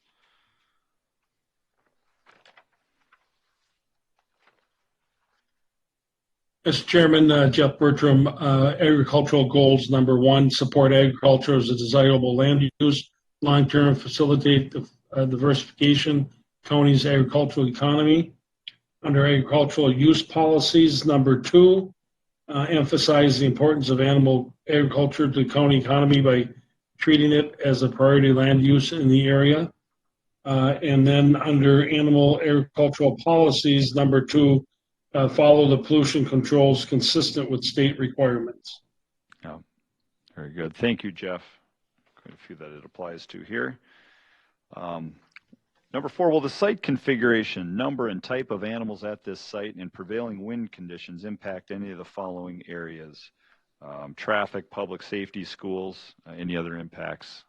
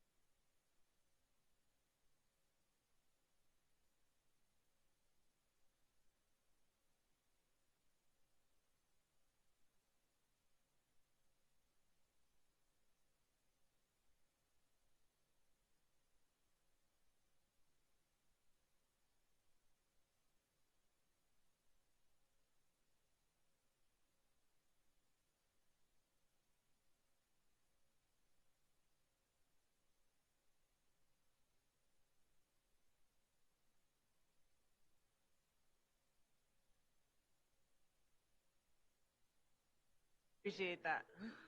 No, this discussion after this here, we're gonna date the public. They don't get to spend Shoot. just have to listen. I'm gonna stand as long as I can. Yeah, that's. Center Township's out there and. He just should be here listening. He doesn't listen, he talks.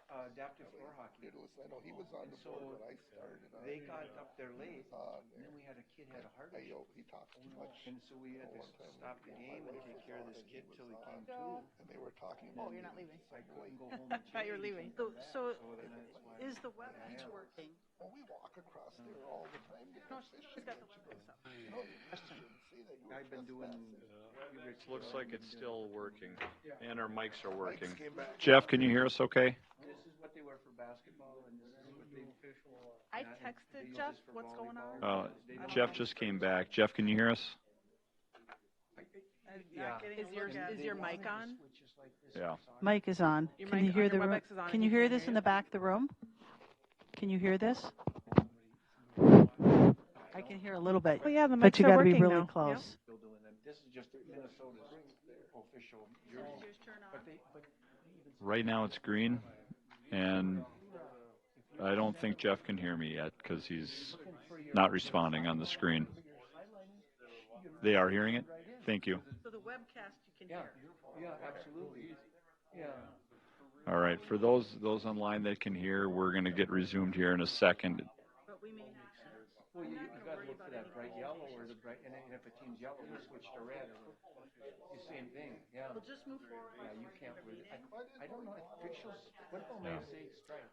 Well, They might still be stripes. I would think so because just other things, that quick location. Yep, you got to see. okay, so Because if you were something and the same thing with players. If there's a official on the field, you don't want to run in with them. Or heads up? Like, what do you think? 2 minutes yet, or what is it going to take? Okay, the meeting should resume in about 3 minutes for all those that are attending online. We're still dealing with some audio and technical issues, so hopefully within the next 2 to 3 minutes we will move on to the fourth agenda item, which is the vacation home rental review. We got green lights.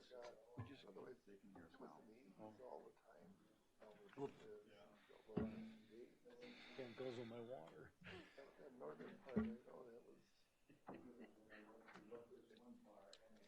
Jason, this protocol with Robert's rule and that, don't take it personal.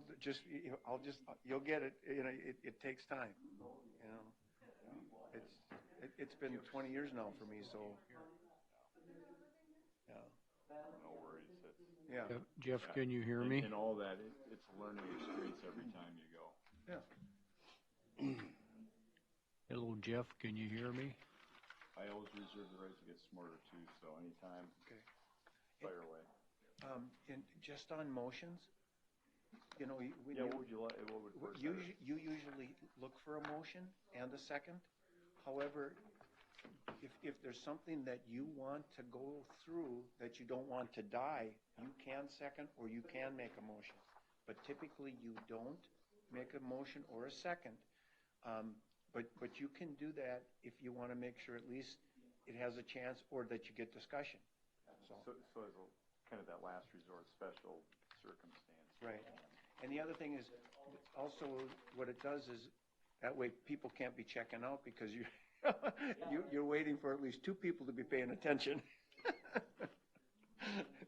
Yeah. What do you think, Shelley? I'm waiting to see if they can hear, because I need everybody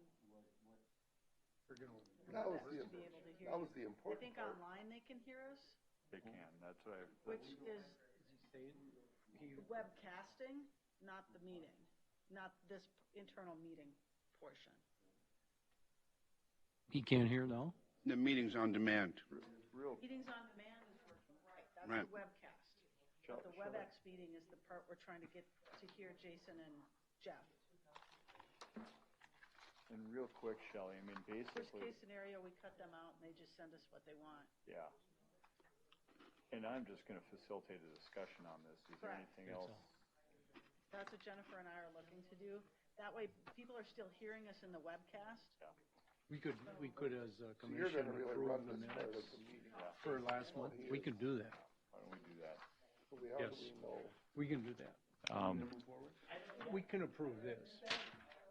We can approve our, we can take care of the little business. Yeah.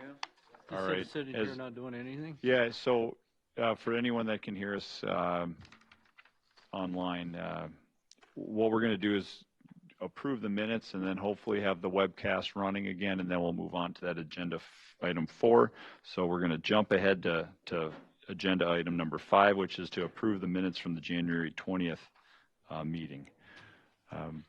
Do I have a motion to approve? I'll make a motion that we approve the minutes from last month's meeting. All right. I will second that. Motion made by Rich, second by Ken, to approve the January 20th minutes. All those in favor say aye. Aye. Those opposed, nay. Motion approved for the minutes. Jason, Mr. Chair? Hey, Jeff, you're back. Jason, can you hear us as well? Yep, can hear you now.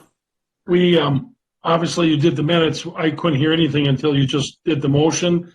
So a couple of corrections or additions. Okay. Yeah, a couple of them. One, staff present, I think should list Steve Notch was there.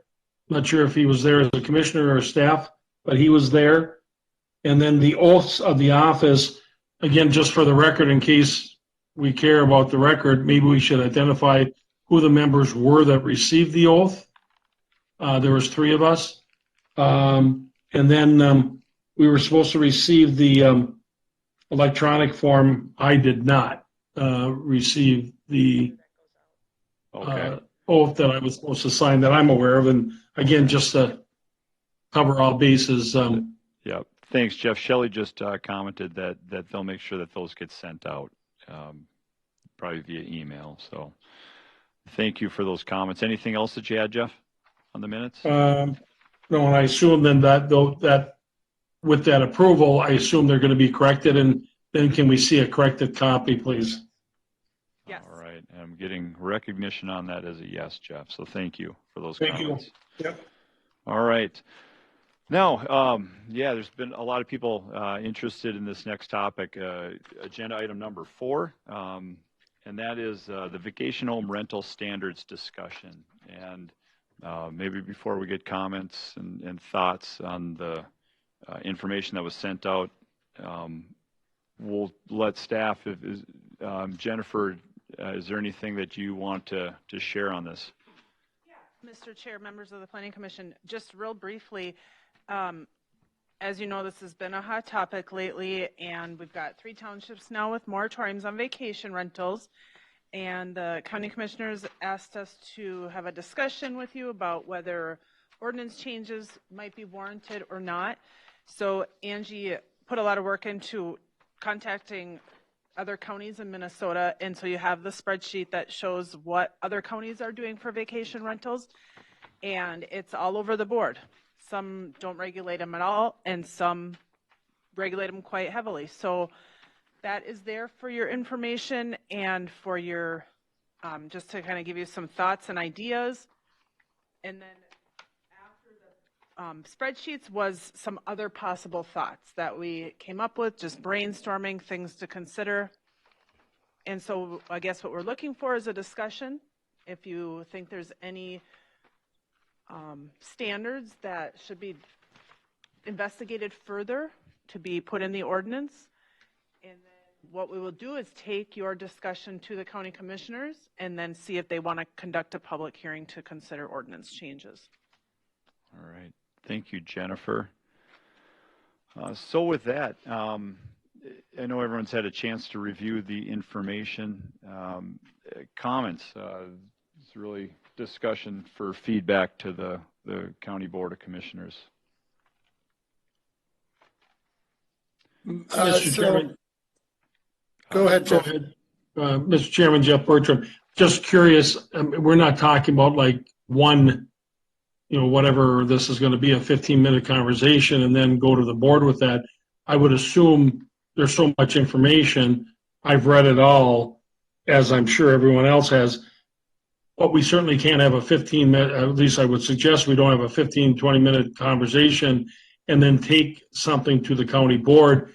Don't we think that it should be just vetted a little bit? And then now that we've got 3 townships that have moratoriums, don't we want to hear a little bit from what they're thinking? They're going to look for some direction, I think, from the county, I would guess, and we certainly should look for some direction from them on what we potentially would recommend to do. So just so I'm clear, I guess, are we going to have a 15-minute conversation and then take it to the board, or is this going to be a start of a conversation that will end up at the board at some point?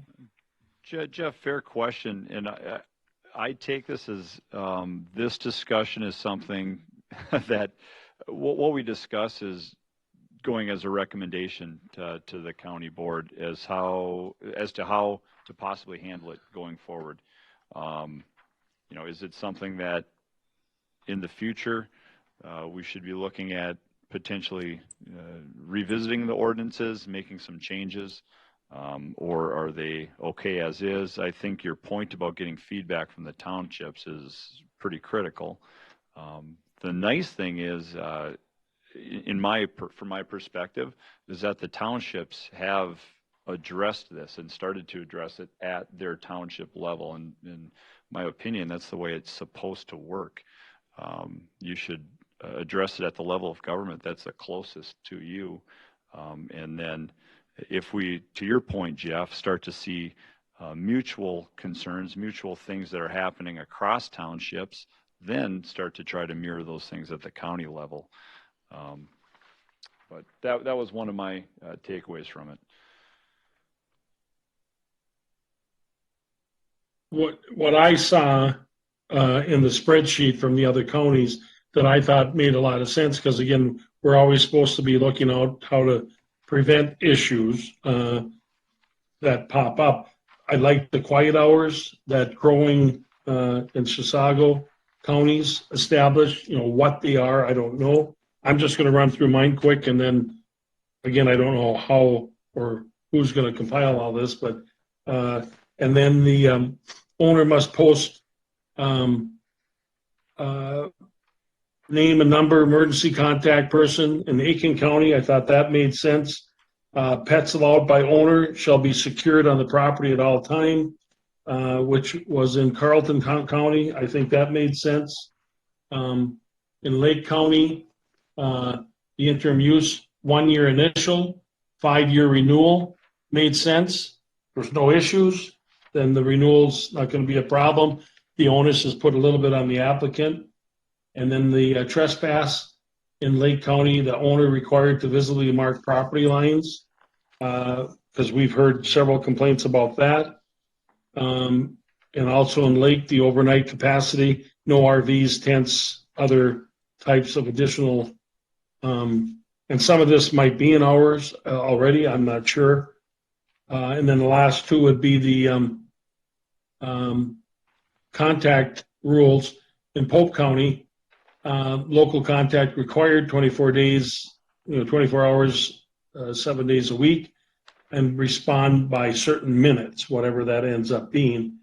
And then the last one would be in Todd County. You can't advertise for more than what you're licensed for, which seems like a no-brainer, but yet that's evidently happened where they've been advertised for more than what the occupancy is allowed for. So those in that spreadsheet, those are the ones that really stuck out to me that made sense.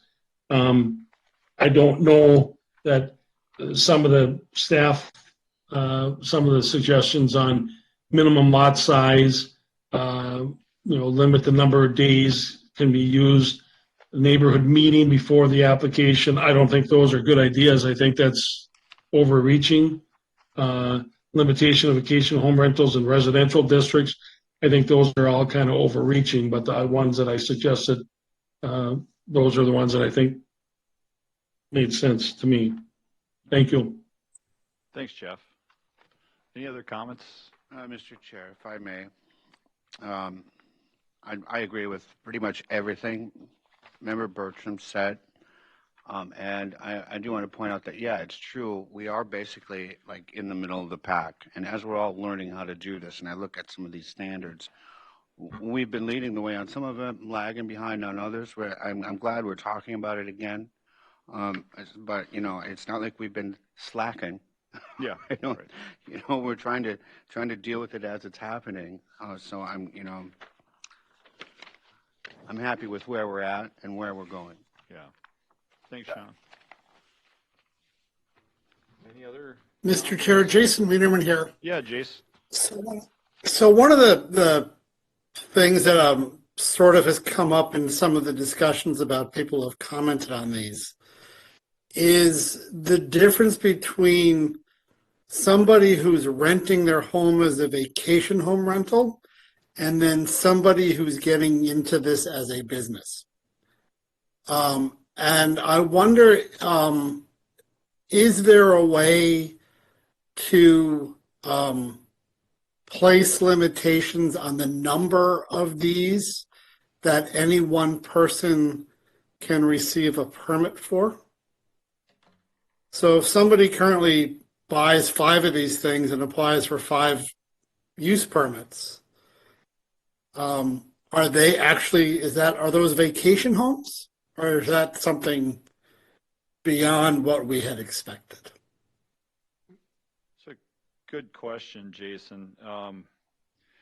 In one of when you make that statement or comment, one of the things that I go to right away is I think we received some comments from the public on it regarding how are they taxed and treated from a regulation standpoint. And in some ways, if they're treated the same as a resort from a tax perspective, regulation perspective, that should help address some of probably the negative concerns that you're getting at. I think if they're not playing on a level playing field, that becomes a certain concern for resorts and others that are you see the small family resort dying in Minnesota, and without them being on an equal playing field, that really becomes a challenge.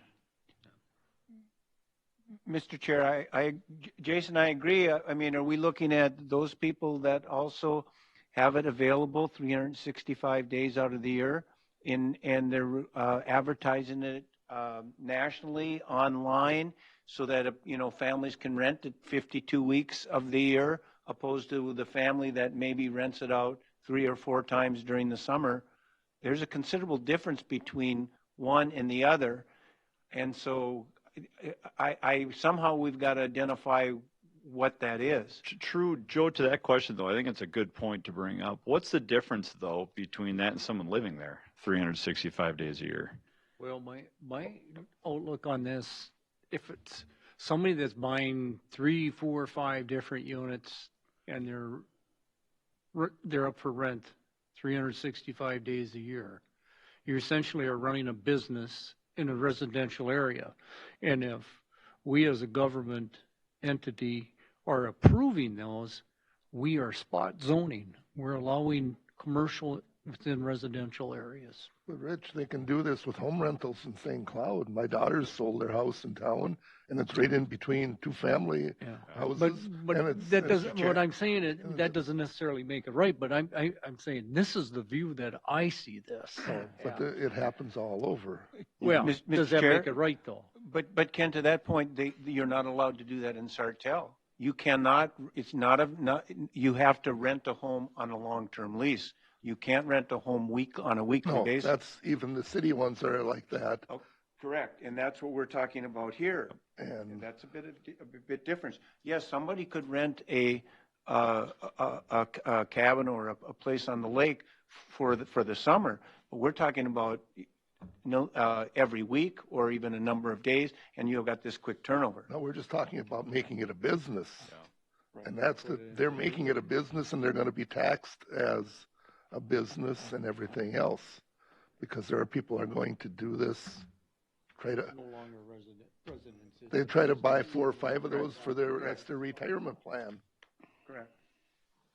They're trying to do it, and it says right here the permit holder must not be not be an LLC or a corporation. So maybe there's and then that's what it currently states, and I think some of the public comment that I think is really valid is based on the ownership structure of some of these cabins or homes. It is a family cabin, but it's an LLC because of the liability structure that their insurance policies require. So we have to be careful that we don't get too restrictive with unintended consequences if we were to make any kind of recommendations or ordinance changes that way. See, I would have agreed with Sean until today when I read the one, and the people are making it an LLC just so if somebody falls down on their property or gets hurt there, they can't sue them and take the house they live in and everything else. Yeah. And otherwise, I would have agreed with you until I read that. I'm learning things. Yeah. One comment I had, and just thinking about all this, because there's a lot of concerns that come up, and a lot of them are valid, and then others, I always try to put it up against the lens of, does this apply to just vacation homes, or could it apply to any neighbor that was to purchase a property? So when it comes to things like noise and music and partying and some of those things, I live on the chain of lakes, and I have neighbors that own their property. They don't rent it out, and I run into the same issues there. So it's not exclusive to those properties. And that's one of the things that is tricky to weigh out. I think it always gets associated with, the party house or the increased traffic on the water, and those same things can be actually far worse with people that actually live there. Right, and they should have the same set of rules.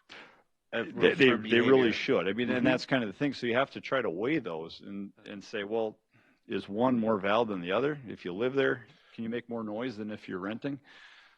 They get really tricky on a lake too, because the sound carries all over. Yep. The night you want to sit in quiet on your side of the lake, the guy on the other side of the lake, he decides to go with his weed whip all night long. Yeah. And true statement. Mr. Chairman, Jeff Bertram, 8 years that I was on the council in Painesville, we dealt with residential issues, like you said, similar to what these are. There are different avenues to remedy those if it's a homeowner. Something totally unrelated to this that I was exposed to some years ago was the discrepancy between ownership, rental, and ownership of property. Someone who rents an apartment, for example, and the level of community involvement. If someone rents an apartment, the chances that they're going to belong to a chamber alliance or be real committed to a particular area is much less likely to occur than if they own a trailer home even, or a home, or what level. So the home ownership may create the same situations. However, if you own the home and you live there, you're less likely to do things that someone who might be there for a week will do because they may never see you again. So that's the difference, in my opinion. There's different recourse to take on someone who owns and lives in a particular home versus someone that's going to rent it for a week. True. Jeff, I think that's a valid point that you made. And this isn't going to contradict that point. I'd say this would add to that thought process. It's good to have home ownership. That's great for the community. That's ideal. I think we also have to recognize, though, and I'm looking at the chain of lakes, or we could go to Coronas, or we could go to Grand Lake. And the reality is there's a lot of weekend owners. I mean, they're non-resident cabin owners on these same lakes, and I would tell you their behaviors are similar to those maybe of renters, or in some cases even worse. Yeah, in some cases worse because that's their place to go to party. And one of the properties just across the river from us is exactly that. And when they're there, that's the way that property is treated. It's loud, and it is what it is. And they're not renting on a week basis. They're coming up for the weekend. I do know this, Jason Wienerman. One of the things that I've noticed, or I've listened to in other areas that are big tourist areas, is that these VRBOs are really distorting the housing market. Yeah. They're driving up property and property values, and people can't live in the communities anymore, particularly workers and other folks who are on the lower end of the income scale. We haven't seen that yet in Stearns County, but that would be one thing that would be a pretty major concern for me, was that if we were to start seeing these houses becoming short-term rental units and winding up distorting our housing market, that would be a major concern for me. You know, we can keep the discussion going, and for as long as people have comments. Jeff, something I'm going to go back to where you started. A comment is, what are we ultimately trying to accomplish tonight with our discussion? And I think it's, you know, a message to the County Board of Commissioners is how should we handle this as a county? What steps to take? And one of the things that you mentioned is getting feedback from the townships, getting some other public feedback and comment, kind of like is happening now. And I agree with that. I think there's obviously some concerns.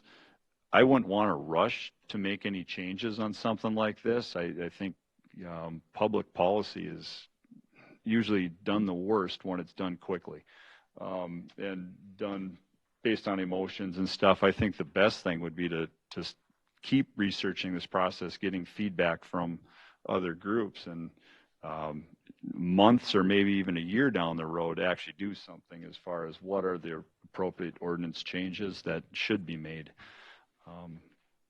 This is something that it's come up quickly, but I don't know if it's going to go away.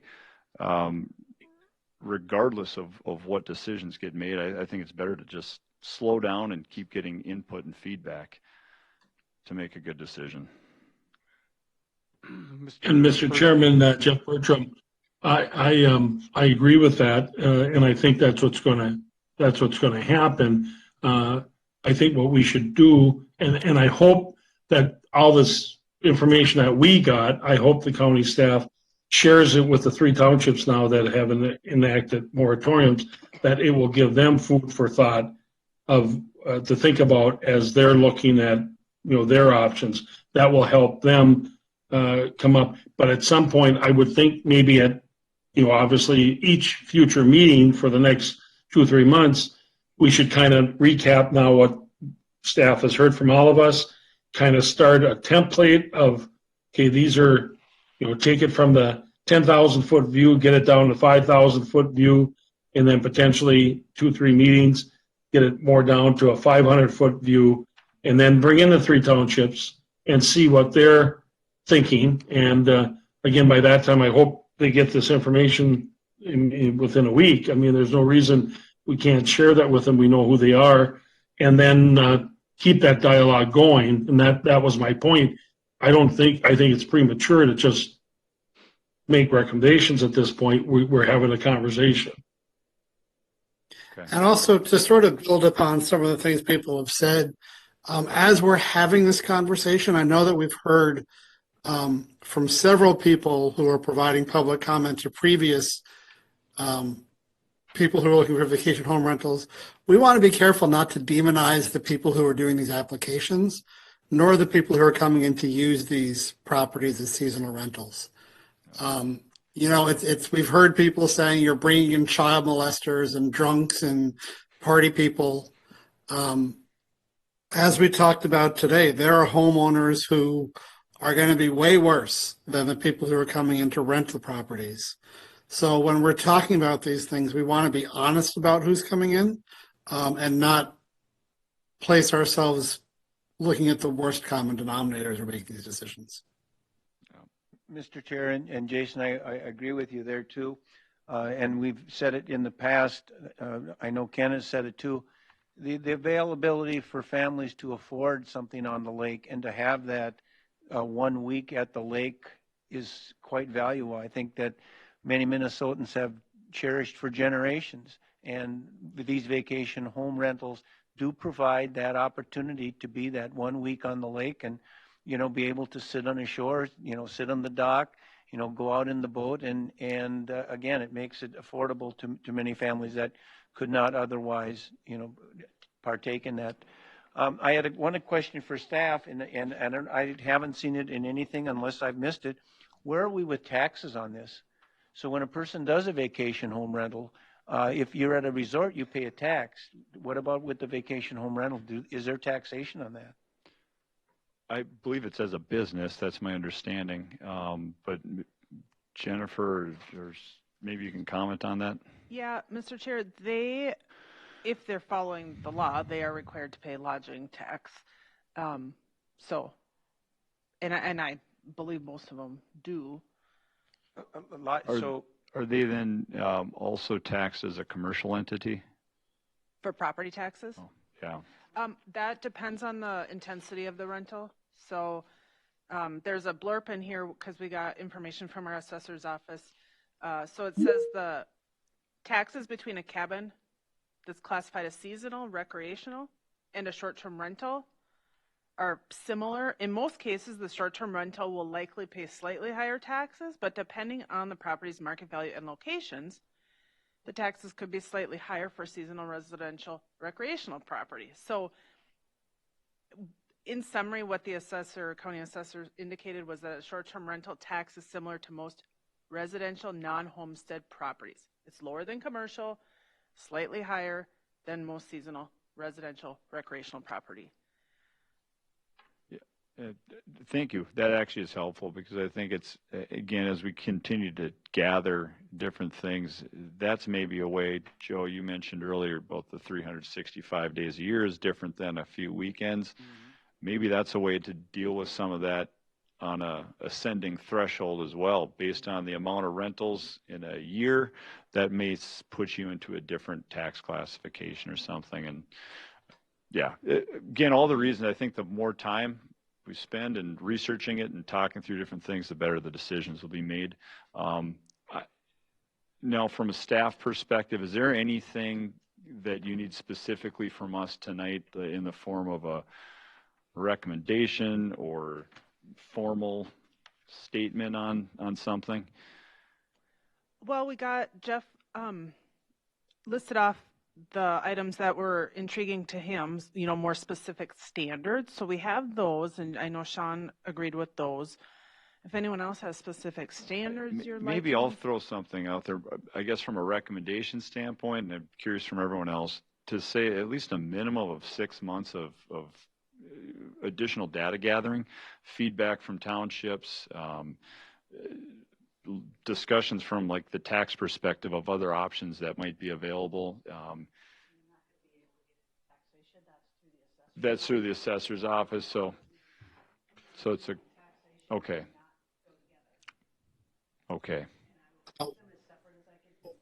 One area that intrigues me. Okay. One area that intrigues me ahead, in Jason. terms of one area that intrigues me is the idea of a top limit of dates you can rent these areas. So we talked today. The folks were like, well, maybe half a year. I know on some of our other use permits on the events you can have a certain number of events. Maybe we have the same kind of framework for these vacation rental homes where you can have a certain number of days where you can rent it.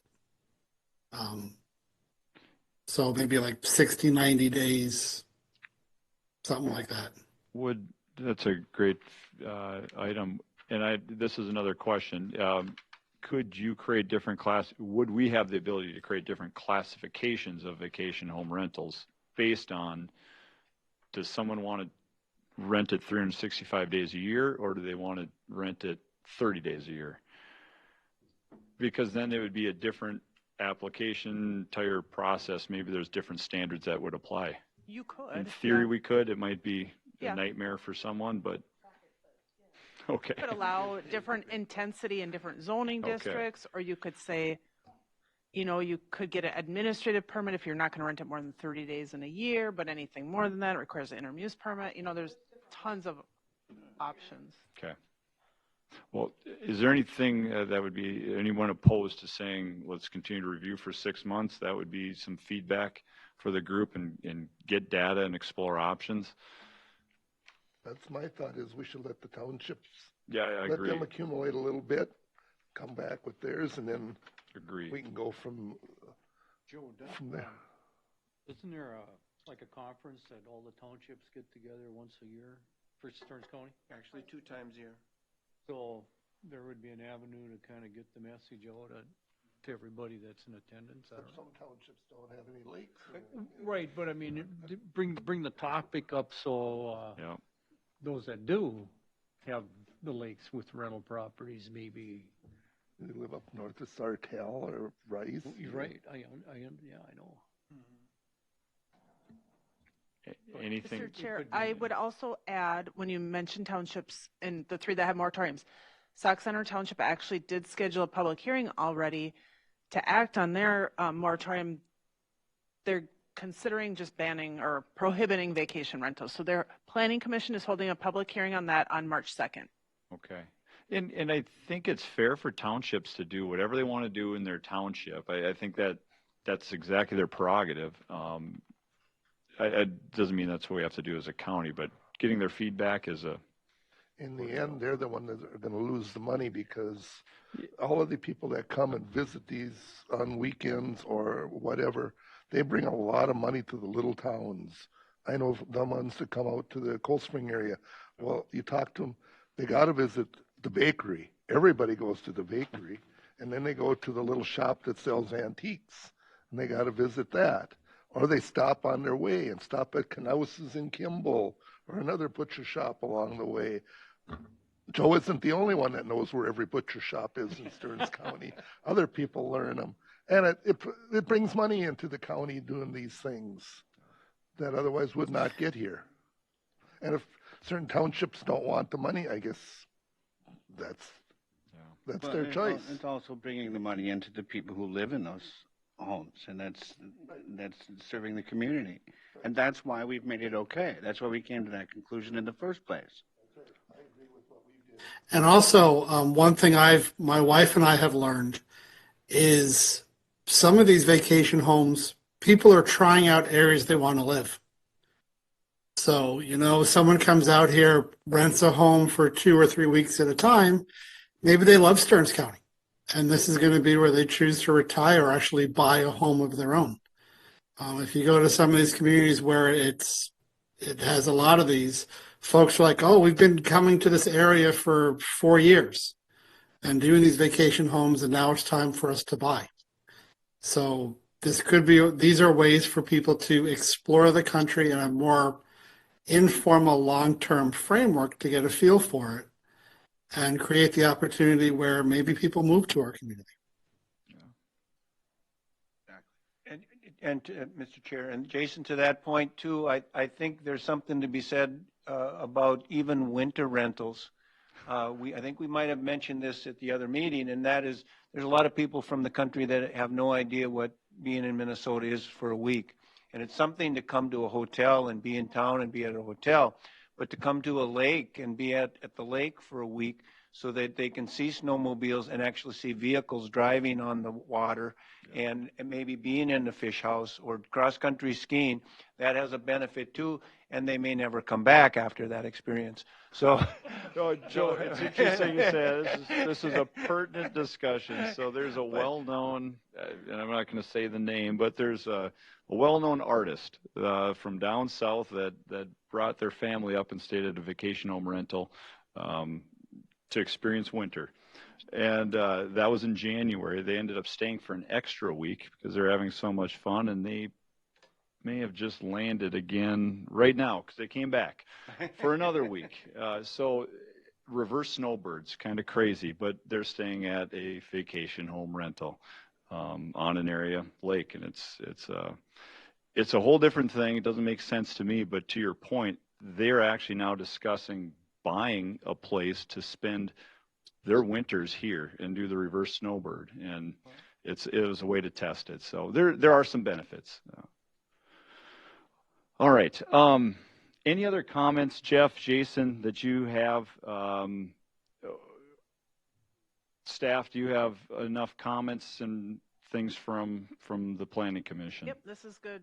Good start. Yep, and we will take this all under advisement. And Angie does a lot of our ordinance writing and gathering, so she'll definitely be logging in to watch this. And yeah, so this is great. Helpful start. Okay. Well, with that. And then Jason, just a confirmation, are we going to share the information with the 3 townships? They have received the information that you guys received, the spreadsheet and stuff we put together, they've received, yes. Perfect. Thank you. All right. I believe the last agenda item we have then is to adjourn. Other discussion. Thank you. Thank you.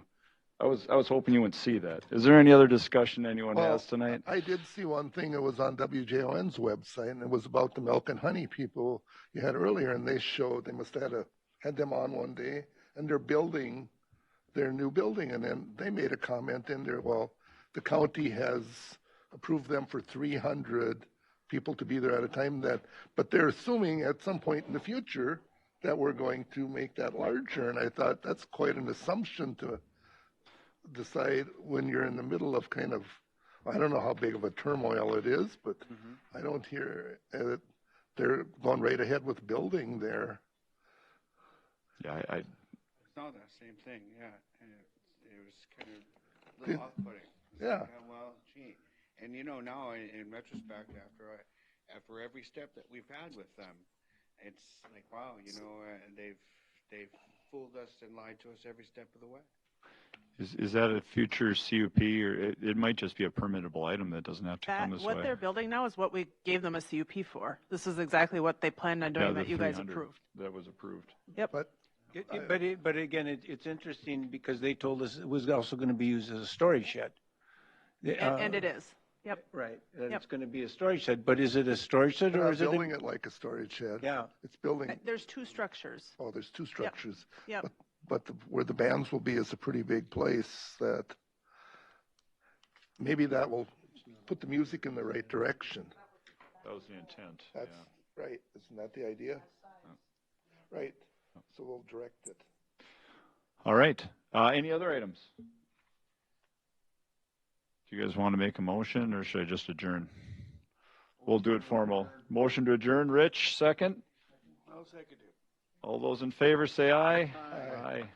All those Aye. opposed, I'm done listening. No, just kidding. Thanks, everyone. And for those that are online yet, thanks for bearing with the technical challenges tonight. Appreciate it. See you all next month. Nice job, Jason. Yes.